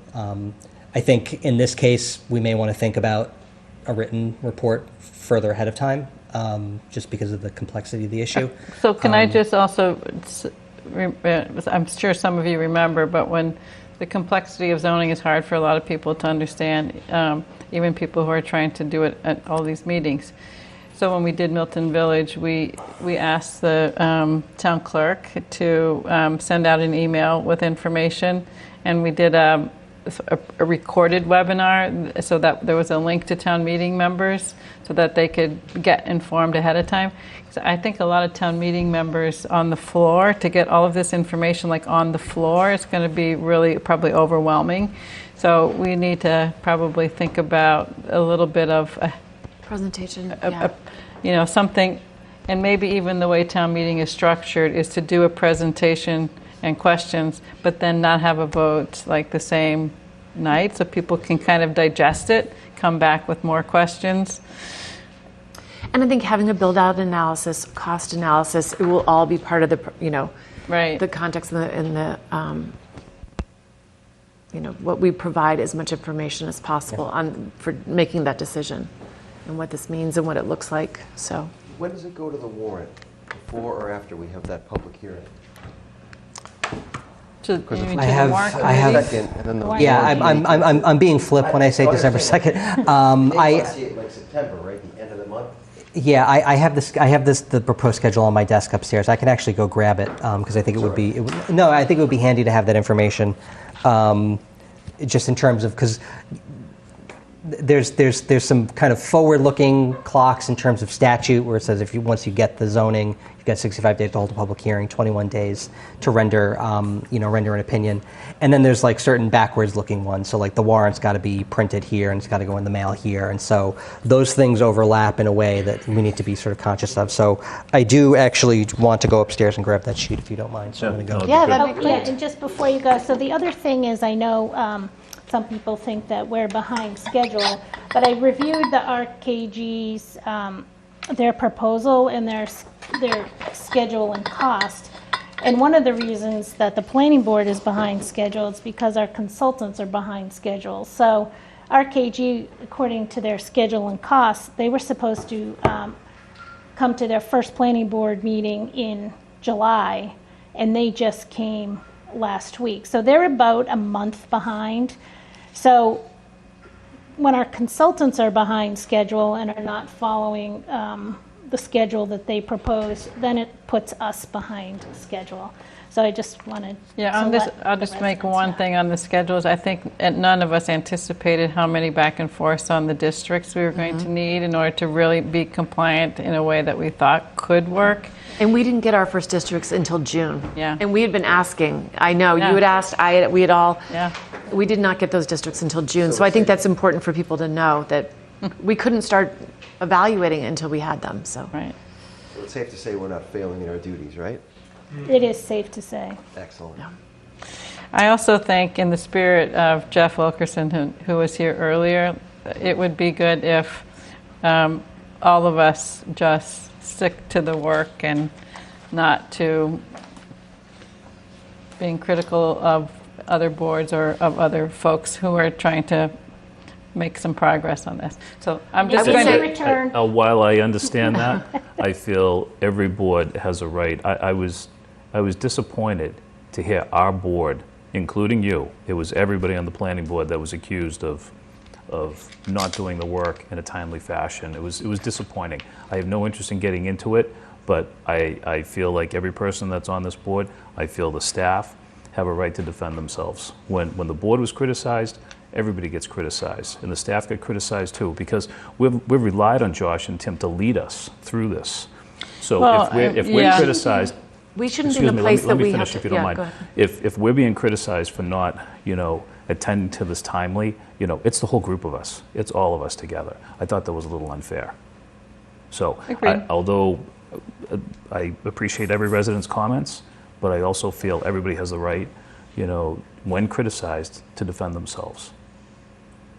Well, in the spirit of moving forward and not backwards, I do think that we were hampered a bit, as you said, by getting some of the compliance.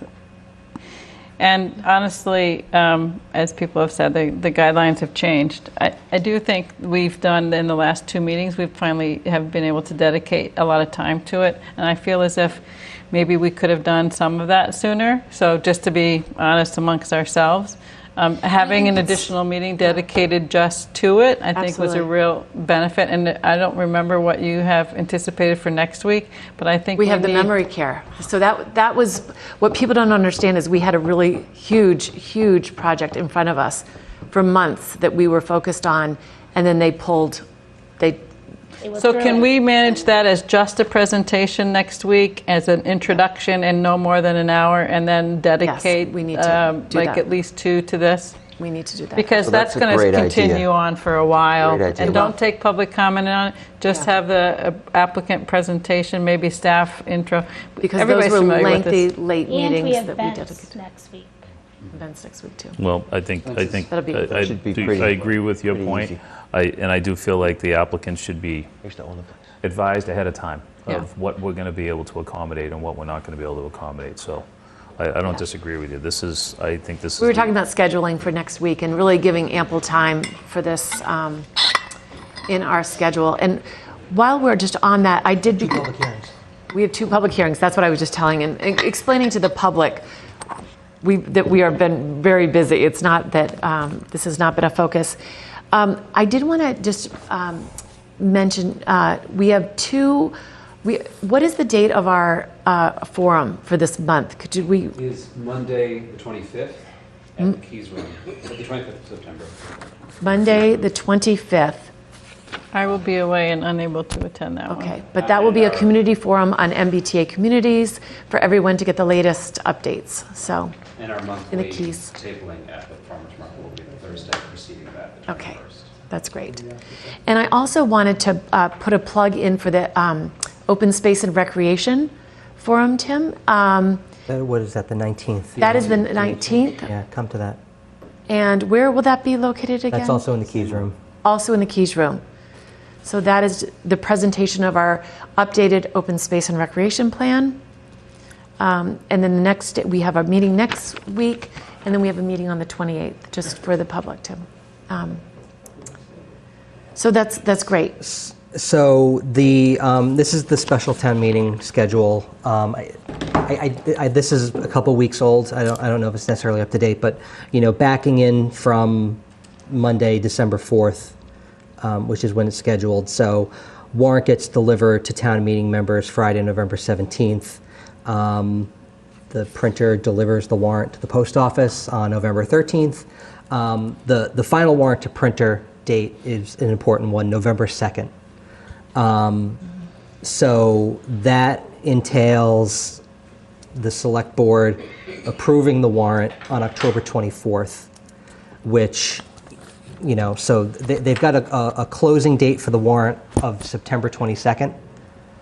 Closing the warrant is a big deal, it's serious, but they can reopen the warrant. So I'm sorry, what date was that? The 22nd of September. Okay. So it's, So that's why Zoe mentioned the 22nd. Yeah. So that approval date for approving the warrant and then getting the warrant to the printer on November 2nd, I think are the real crucial ones, because once that happens, there's no more opening or closing. And this is significant because where the language is now is extremely fluid. up until the warrant needs to be finalized. Tim, what's the approval date? I missed that. October 24th. October 24th. So, again, you don't want to get in the habit of constantly opening and closing the warrant, but if there's an amendment or a change or an edit to the language, it's conceivable to do that and get a fresh article in. And I think there's the window where you want to be having a public hearing so that the public hearing, any changes that come out of that, you don't have to have a concern about scope of kind of what's in the warrant. You don't want to have it after November 2nd because the warrant is all said and done at that point. It's going to the printer. So, the period right now, there's a lot of opportunity to change that language, to amend that language, to adopt a different language. That opportunity starts to calcify as the weeks go by. Question, Tim, does a map require a separate article? The map would require a separate article. The other thing that would require a separate article is the creation of the mixed-use district in Milton Village. The way that the state is kind of navigating this new sort of guideline is that effectively your mixed-use district is, kind of doesn't count as a multifamily district. So the sort of the units are, it basically, it's got to be kind of following along with the other language that sort of adopts this thing. So, that'll have to be separate language. And then the map So is... you say separate language, meaning a zoning article dedicated to just that subdistrict? Right, so you would basically say,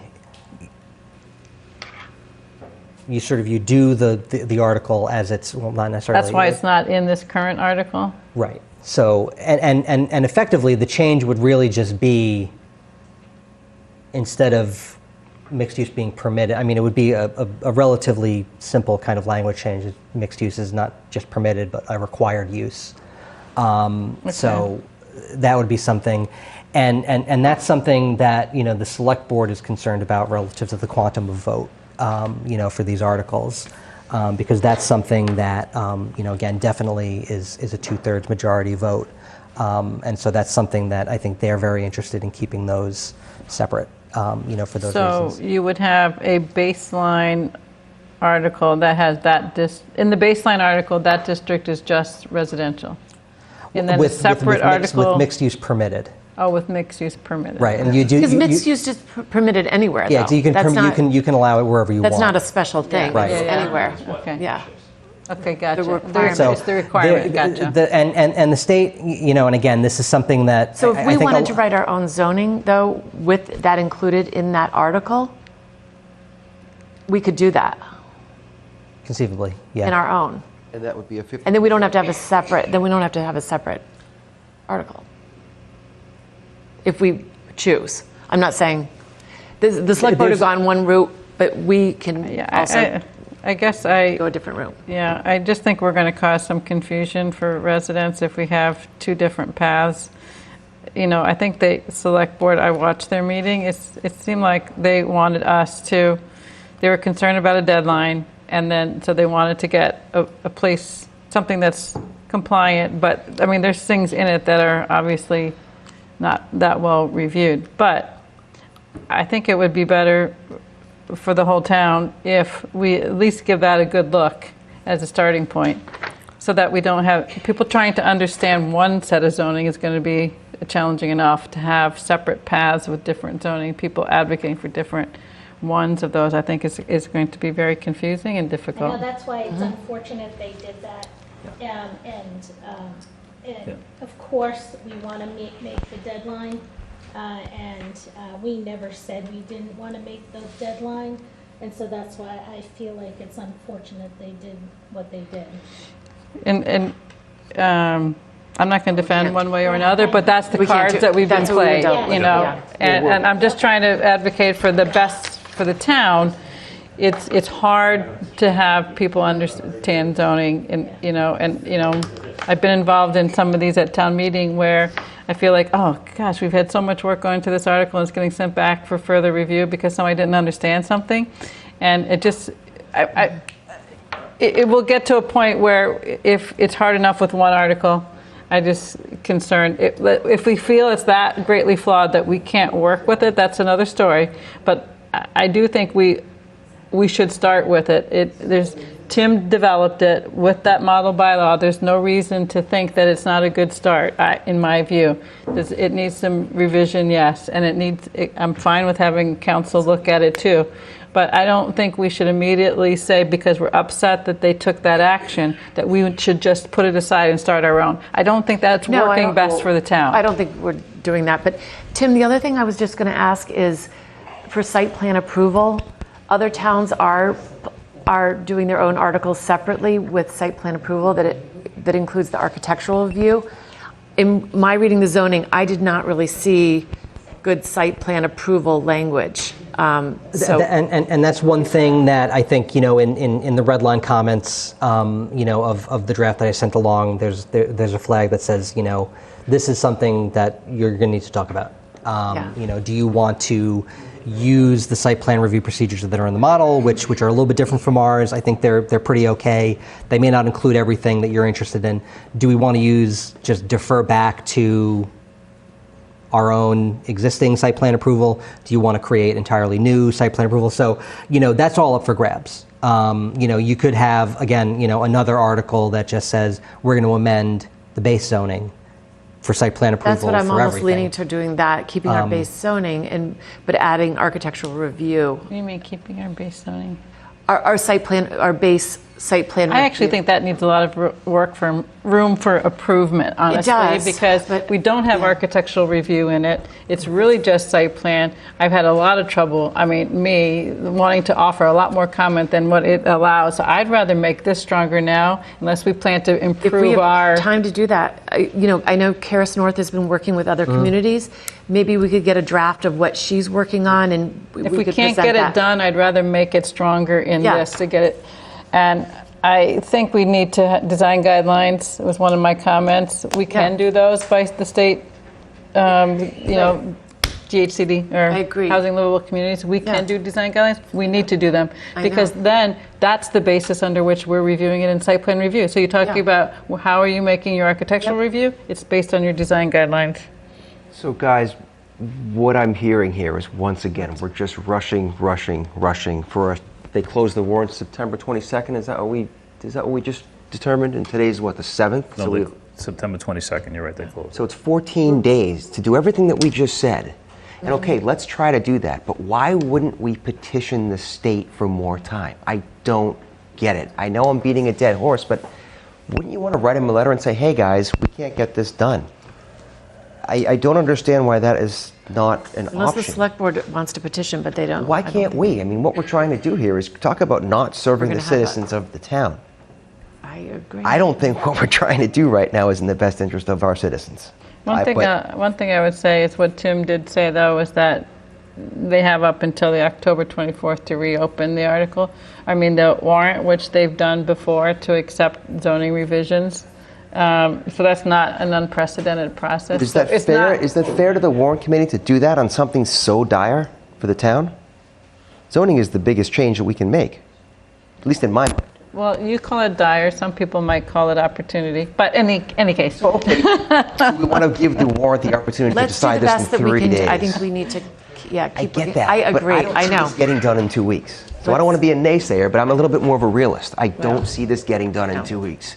I know. So, if you look at the timeline, maybe we should go back through this for a minute with Tim and Josh. RKG comes before us on the 28th. The 28th. Yeah. And we'll see Util's work next week. 14th. So we won't get the financials until after the warrant closes, right? Yeah, which I think I've said it many times in the meeting. I care about the financial implications for all the residents of the town. So, I agree with you, Jim. It's to me, it's almost impossible. If this were your company, you were running it, what would you do? Would you take 2 parallel tracks, or would you just be like, okay, let's just try this, and if it doesn't work? Well, you also recall that there are times when articles are pulled at, even on the floor of town meeting. I mean, I think it happened recently where articles were pulled related to the school, a new school site somewhere. Well, how could we pull the article? Pull it and do what? Not have an article to vote on? Well, you could say that the recommendation is to send it to the planning board for further study. But that's no Yeah, compliance. but how do we comply with the how do we big comply with the danger is we're gonna get requirement? sued. We don't. One thing, and I know. Listen, I think the reality of it is this has evolved. We all have evolving points of view. One that Tim had probably 6 weeks ago, maybe more. But I remember Tim saying, if you don't have good zoning by the 31st, you probably shouldn't submit it. And I know that's a hard thing to say, and we're not trying to get there. But to your point, Jim, I mean, it's overwhelming. It's overwhelming, and we're not going to put out a good product. We already have. We're not going to put out a good product. We have an article, though, that the select board's putting out, so we can work on it. Please. There was no discussion in that select board meeting. I agree with you, but it's The members going. of the select board approved that. Nobody, I don't think there was any discussion. We have spent, how many hours have we all spent on this? And we're still trying to come up with what we think is good for the town. I'd like to run through it, honestly, because we haven't talked about it, and I did read it. You'd like to run through what? That zoning. Well, it doesn't have to. We don't have time to do it tonight, but our next do. meeting, Yeah, we we need to should. run through that zoning instead of talking through about that it in zoning. the abstract. But Like it's a boogeyman. It's not a boogeyman. It's zoning language that's common language, and it has all the sections in it that one would expect in zoning. So rather than talk about whether we should do our own, we spent like the last hour talking about this. We could have been looking through the zoning and the comments that we provided. It's Tim's work, right? I mean, We're talking about our path forward, yeah. At some point, I think Tim would probably be most valuable to us to find a merge, right? A merge between some of the concerns and thoughts that we have and what was already created, right? I mean, I think in my understanding of it, there's probably already from tonight's discussion changes that are going to need to be made. There's going to be more districts, it sounds like, sub-districts, right?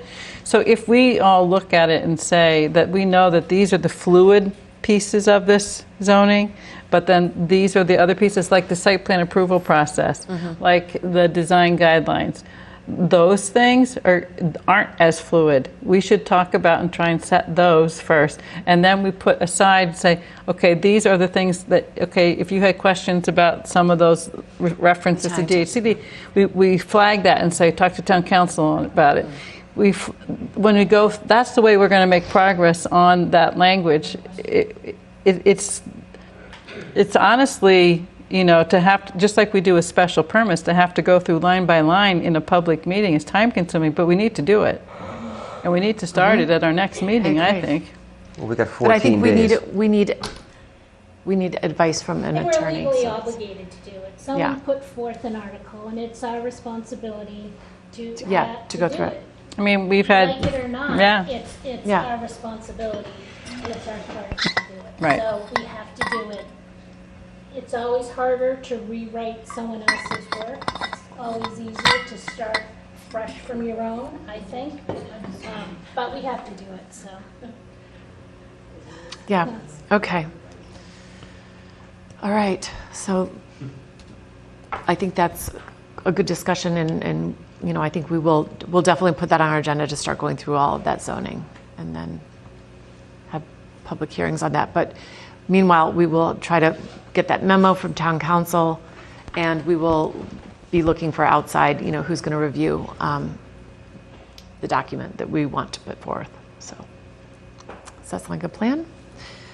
Okay, so moving on. I'm sorry, were we going to get a cost estimate for what that would take so that we know what we're going to have? Yeah, we'll need to get that, and the board would need to, yeah. But we have $50,000 in the $20,000 left from the current grant and $30,000 outside of, except for we will need to pay UTIL for extra time. So we certainly don't want to use all that, but so, certainly we would want to get that cost, and we're kind of scope to review. Yeah. That, okay. Okay, and the last item on the agenda is the discussion and vote of MBTA reclassification letter.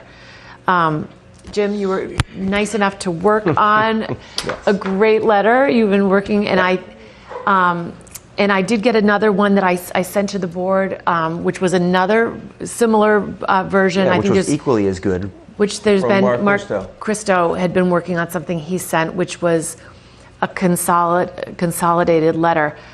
I definitely feel like we should send our own letter. I think it reaffirms what the select board was doing. It's a little bit of a different approach, but I think they've not gotten a response as of today. I haven't heard. So I think it's good to stay in front of them and stay on this. I think residents should reach out if possible. But I did like, and again, I liked yours very much. And we can vote tonight or not vote tonight. It's on our agenda if we want to. My only concern, Jim, with the first letter, my first read of it felt more emotional. It felt a little bit more a sense of frustration, which I think the select board's letter actually had a little bit of that too. I think in our approach with the MBTA, and you had a lot of facts in there as well, but I think I felt like Mark's was it was non-emotional, it was fact-based, it was straight, sort of short, straight, and to the point. And I feel like that might be, I just wouldn't want the MBTA to react and say, oh, there's Milton, they're just all upset about the stairs or whatever. This was really a different, right. Can I just say that since it was this middle to late afternoon, I didn't get a chance to read that letter. You didn't get a chance to read it. Okay, understood. Well, I do want to put that on our agenda then, if Cheryl hasn't had a chance to read it. Then in that case, I just would like to make a motion to send Jim's letter out. I think time is of the essence, and I don't think we should wait and delay any longer. So I'd just like to make a motion to send the letter, and the only change I would make at this point would be to include sending it to all the MBTA board members. I would second that. That's great. Discussion? Yeah, I did read both. I happen to favor the shorter, briefer approach than the longer approach. I am 100% in favor of submitting a letter. That I will say. Okay. But I do requesting reclassification. But I happen to favor the shorter. I think did you make a motion for my letter or Mark's letter? Yeah, well, I just wanted to include. Yes, I made yours because Cheryl read yours. Oh, okay. I read yours, but I think the other one came just late today, and I think it's fair to give Cheryl just a chance to read it. We may have some information from the select board, maybe that they had a response. Not that that's going to matter, because I think our letter is going to be completely different. I think it's going to different people as well. Mm-hmm. You seem like you were open to just sending. You would like to send a letter. I have no problem with Mark's, because after reading Mark's, it's just a lot tighter. It's tighter. Yeah, I get it. Can I say a couple things or no? Hey, you are in the room. You can come and speak. Yeah. Thought you no, left. because I think this is really good that we're sending it. So Mark Christo, 17 Walter. I'll arm wrestle you for whose letter goes out. No, I really don't care one way. It's not for me to decide. I don't want to be the one that fractionalizes the board on top of things. We want to bring people together.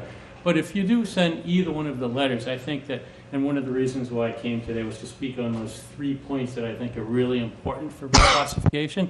We talk about the operational deficiencies of the Mattapan trolley. I think that's important to point that out, because it's very specific about how it's different from the other rapid transits. And I use that 2-variable versus 6-variable formula in presentation, but not in the letter.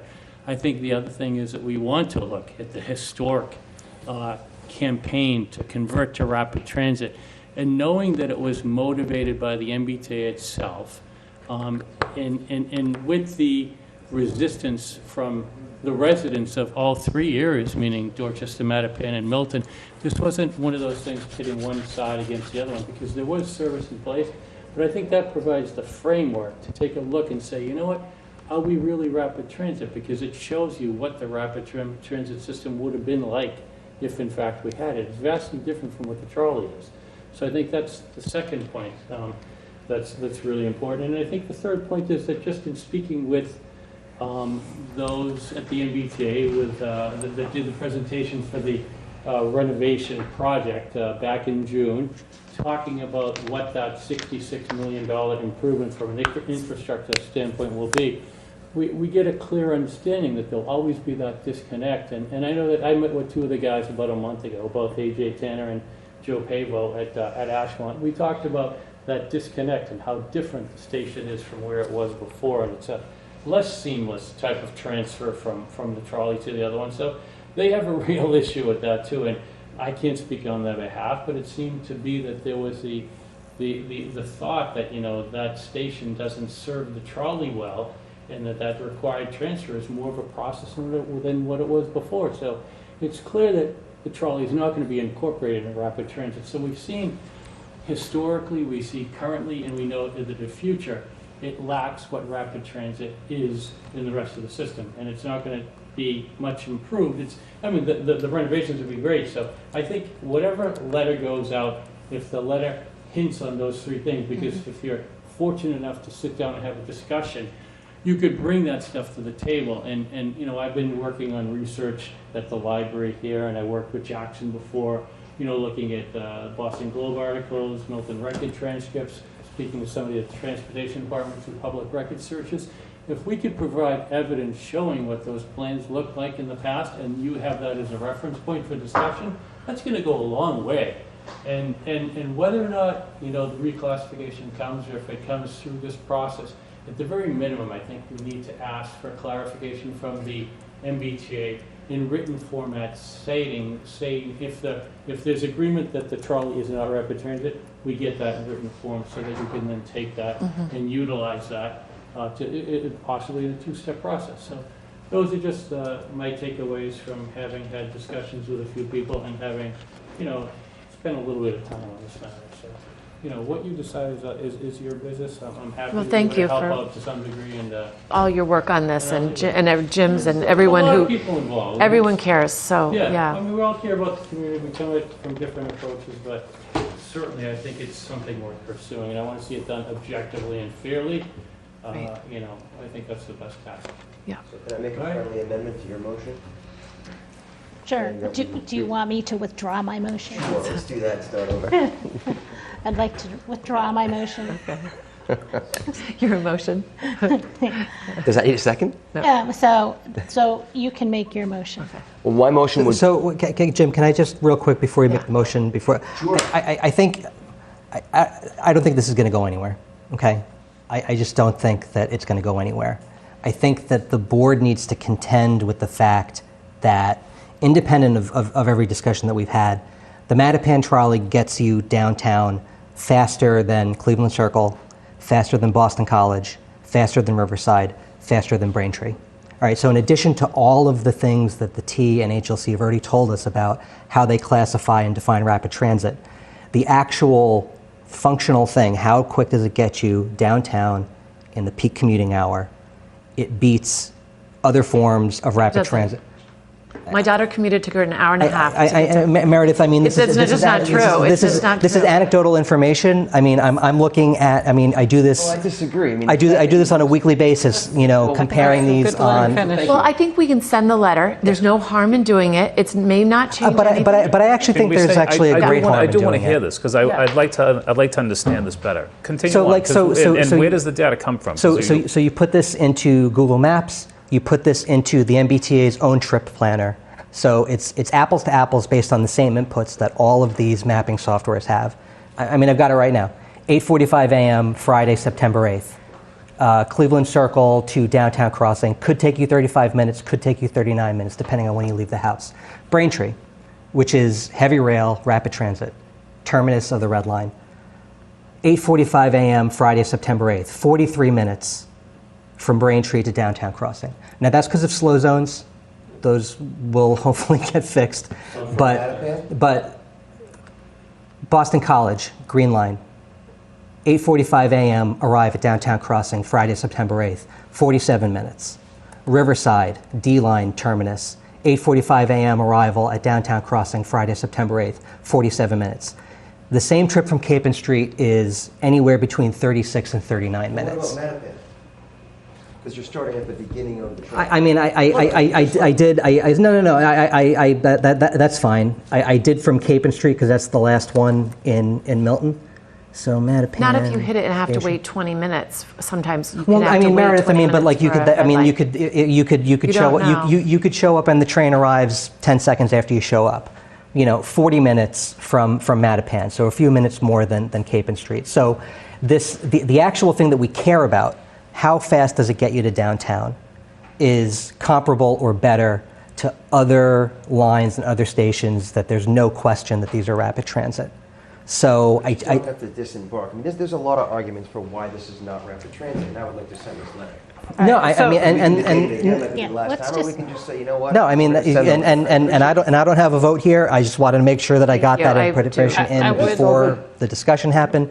You all can do, what you feel you need to do, but I just think that, and you say there's no harm in doing it, but I actually this think is- there is harm in doing it. I'm just going to say, I know you're going to take your vote, and I'm going to be outnumbered. And if you want to take a vote with my not having read the other letter, if it's in No, the I same think that you should context of read what it. it's already been stated as it would say, I am going to make my case, or at least make for the public to know why I'm taking my votes the way I am. I actually think that a letter that complains about the lack of investment and the quality of the MBTA is a wrong message to send. I think I've been consistent about that. I think we should be advocating for better service because it's better for our residents, it's better for our climate, it's better for our region. I've said before, we're part of a regional economy. We all benefit from that. Our jobs, our businesses, we all benefit from a strong economy. Increasingly, it's more and more difficult to see how that's going to stay.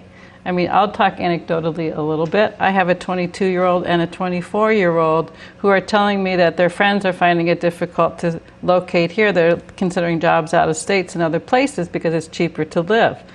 We have to think about the fact that Milton right now, I've been told by a realtor, maybe that you can confirm this, Meredith, that to buy a home in Milton now, the average home is over $1 million. So look at what we're trying to do with the zoning. We're trying to increase the housing stock in a way that can help people, the children that we've all raised, be able to stay in the state, hopefully, and hopefully near where we raised them, or even in the same town that we raised them in. And as far as the climate is concerned, we've heard a number of times that emissions from transit are our biggest problem from this state. Look at the extreme weather we're having. If we can locate more of that housing that we know we need near the trolley and we ask for better service so that our kids will take it and can take it, my son taking the commuter rail right now rather than the red line, but then we also locate housing near where we have amenities. Think about it, there's supermarkets, groceries, drugstore, CVS, cafes, restaurants, shops, and other services that you can all walk to from this area. A lot of it's on the Boston side. We're hoping our mixed use is going to bring a little bit more to the Milton side because people in Milton say they want that. And a lot of the people who bought their homes near the trolley and said that they did take it, and it has become less reliable, they would like to see it be more reliable. So I think the message of the letter is it going against all those smart planning principles, and it's going to, I'm afraid, be viewed in a similar way as to our lack of taking the 10% affordability requirement coming from the state seriously, and therefore all of those 1040Bs that we just had were kind of be able to come through because we were not taken seriously that we had this obligation. So that's my fear in the letter. I know you all don't agree with me on it, but I want the public, that in the public record of why my vote will be the way it is. Mm-hmm. Well, this history of sending a letter dates back at least months ago. And the planning board had a discussion about sending a letter to request reclassification there was a lot of emotion that night, and you were opposed to sending the letter. And I agreed that we shouldn't send the letter. I said it'd be better for the town to have a uniform approach. And I was an advocate for working together with the select board to come up with a letter. Meredith was our designee, representing the planning board. She did work with what I heard in the select board meeting the other night. The letter was written by the chair, with the town administrator working with him, and Meredith. That letter, I think, represented what the chair of the select board preferred to write, what the planning board preferred to write, based on your participation in it, and the town administrator. And that letter was then changed without the consent of Meredith, so without the consent of the planning board. That's different than what the select board said the other night, but that was changed without the consent of the planning board and then submitted. The collaborative process that I was a supporter of, aligned with you to make sure that the two boards work together, was not broken by the planning board. That collaborative process was broken by the select board. There's been a lot of discussion about that second letter, and it's been described as not being materially different, and most recently it was described as being made more contemporary. The fact is, the intent of the first letter and the intent of the second letter are very different. The conversation has gone on so long. I actually think that what should go up on the planning board, on our website, available for the residents to read, is the original draft and then the final letter. And instead of the residents having to believe what any one person says on either board, let them read both letters and let them make their own determination whether it is materially different or not. So I don't like the process. I don't like the criticism that our board is hearing. I don't like the assertion that we went awry of the select board. That's not the case at all. So I would propose that both letters are put up on the website and let the residents see. Let them view it, let them read it, let them understand it, and let them decide if it's materially different or not. And I am a proponent of submitting it. I respect what Tim says. I also have listened to Mark Christo numerous times, talk and reason about this. And we have residents that would prefer that we ask. And we can't abandon those residents. Those residents that would like reclassification and to have to comply with a lower threshold, what do we say to those residents? No, we're not even going to try? I don't think that's right. So I'm in favor of submitting a letter and asking for it. And I appreciate what Tim says. It might not go anywhere. But I don't think that we should just abandon the residents and also abandon what we felt at one point in time was a collaborative process. We lost the collaborative process. I don't think we should not submit the letter. I think we should go forward and submit it. I want to make one other comment about the reference to what the T didn't do in the 1960s. I showed a book that I bought and read through. There were many proposals made by the T that didn't move forward, and for various reasons. And I don't think that decisions that were made some 60 years ago should be the basis for decisions today. Populations changed, climate change impacts are different. And, as has been pointed out by members of the select board, unfortunately the 1960s were not the best years for the U.S. in terms of racial tensions. And Boston in particular, has been known for being called out for that.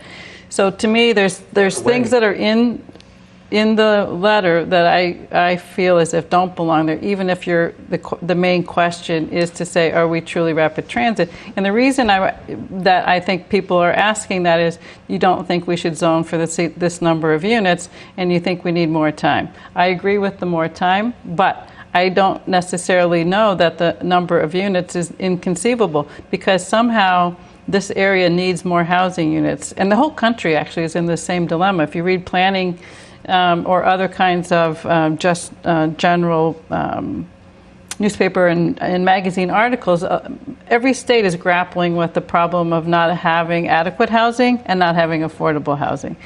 And there are as a result, places are seeing homelessness, and that's causing its own set of problems. And so I question whether we know today, and I think I've said this from the very beginning, how is it possible for us to zone for and accommodate what we've been asked to zone for? And we're still working on that, and we're still testing that. And I don't know that some people say we can't do it, but I'm not in that position, and that's why I'm not ready to say we should be changed, and therefore we're not able to do it. That's what we're trying to say. We're trying to say we don't think it's right that we should have to zone for this, because we don't think Milton should have to, because we're not rapid transit. We don't know that that's the right number, that's not a good number, because as we said, it depends on how many units are in the district and how far we're going to get with it. So if the letter said went to DHCD and said we'd like more time, I told you I would support asking for more time. That's my next letter. But I don't support, and we've talked about this, and I just again want to make my views to the public. That's great. And Can I say one more thing in response to that? If we can responsibly zone for 1,500 units, responsibly zone for it, know what it's going to cost the town to do it, I'm on board. I'll do it. We don't know that we can responsibly zone for 1,500. 10% is obviously a lower number, but I don't feel that we should put any restriction on us at all as to what we can zone or what we can't zone for, but I know it takes the pressure off the town. Trying to zone for 2,461 is a lot different than trying to zone for 980. But we have the zoning in place that would allow that number of units. It's just not in multifamily. Yeah. We have allowed for more than that too. We're getting off track of the letter. We still have to absorb 510 units. You have it in your 534 units, which will be here once the 40B projects are built.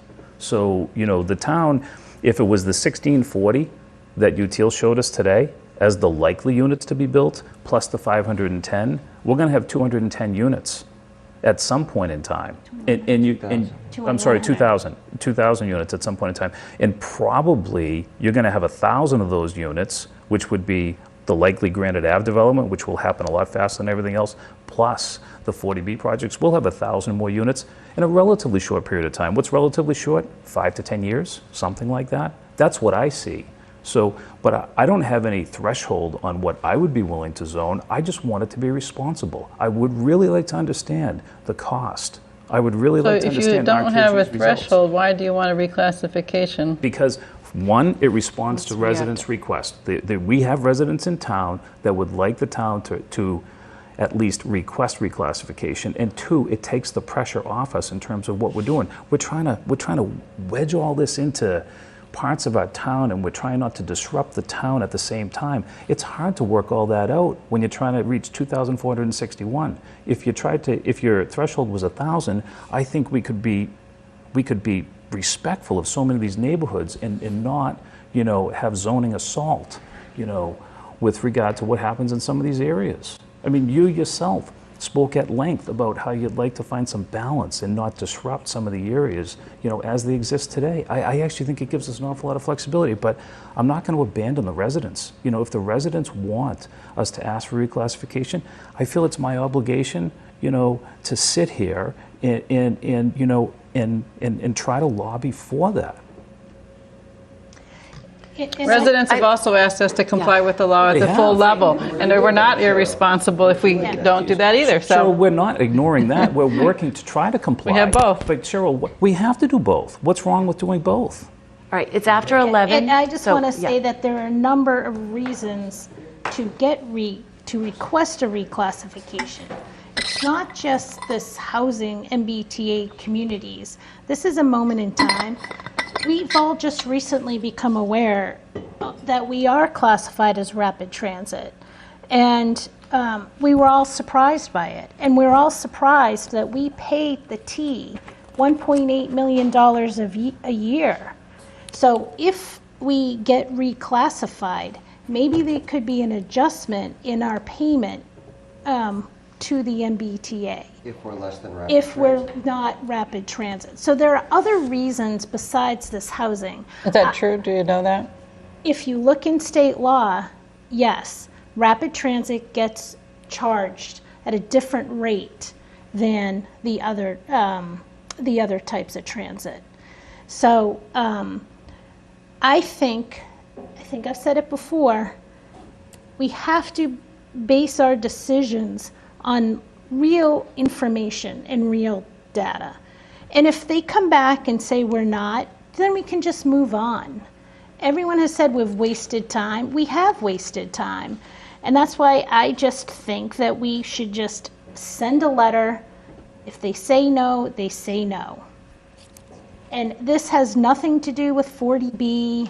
It doesn't have anything to do with affordable housing. This is to the T, the MBTA. It's not to DHCD or HLC. It's to the MBTA.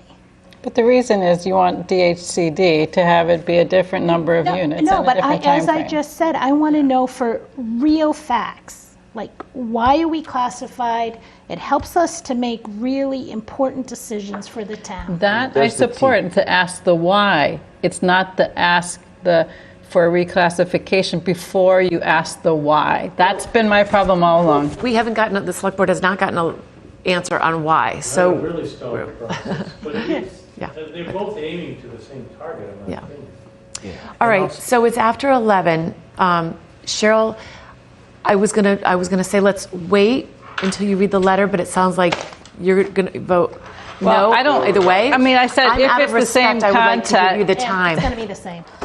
Would you like the time to, I mean, I don't want to lose another week, although I want to, if you're going to vote no either way. Well, I can't vote on that one. So if you voted on that one, I would abstain because I haven't read it.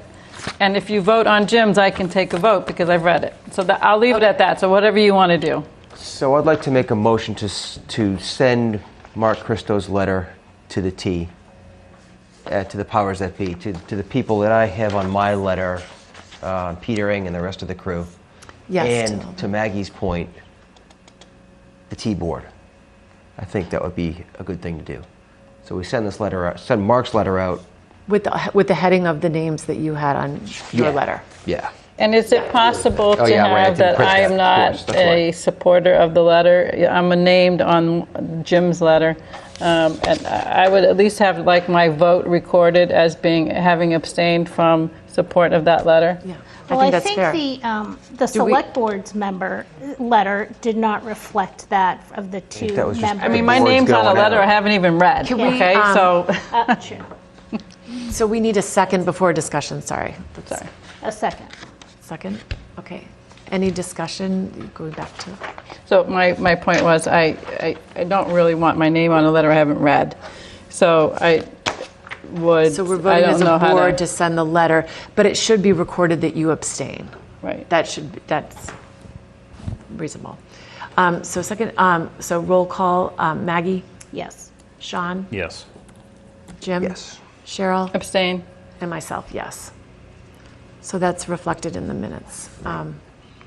And so that letter, so I'll touch base, Tim, tomorrow on framing that with Jim's, just who it's addressed to, and then the way the signatures. Yeah, mine was And on then the can planning I- planning Yeah. board letterhead and. Can Yes, I it should just want to make a point? This is the first time in my time on the board that we've adopted a letter submitted by a citizen. So I just want us to be sort of thoughtful about that. Like if somebody else submitted a letter to us and said that they didn't want this reclassification, would we also take a vote to submit that? So it's a little. It was a little surprising to me, like that was an approach that we were entertaining. So I just think from a sort of board sort of thinking about its processes, I think we should give that some thought. Yeah, that's a very fair point. 'Cause I think we would weigh in on that. But we might be inviting ourselves to a flood of letters that we would then be responsible to entertain each one, because how would you select which one you don't entertain? It's. Yep, I think that's fair. That's going for it. So that's a policy we should review then. I think so. Yeah. Good. Okay. So with that, I'm ready for a motion to adjourn. Before you make the motion, I just want to reiterate what I said at the start. Thank you to Josh. Yeah. Thank you to Tim. I Thank you guys, sincerely, yeah. I sincerely feel the meetings are different when you're present. Your impact and your leadership and your influence is really significant, and I'm sure the residents that came to the meeting earlier appreciate it too, but I appreciate it. I was the one that brought it up. I apologize if I've disrupted your life, for these evenings, but it's really meaningful, especially with, I think, the heavy topic that we have here. And Tim, I'm not saying that this is a forever thing. I want everybody, I struggle with my own work-life balance, and I know you do too, and I didn't know the demands that the other departments place upon you, so I'm not trying to make your life more difficult. I just know that this is a really serious topic, and I appreciate having both you guys here for it. Thank you. Motion to adjourn? Second. All in favor? Aye. Aye. We don't need a roll call, so yeah. All right. Good night, thank you. Thanks, everyone.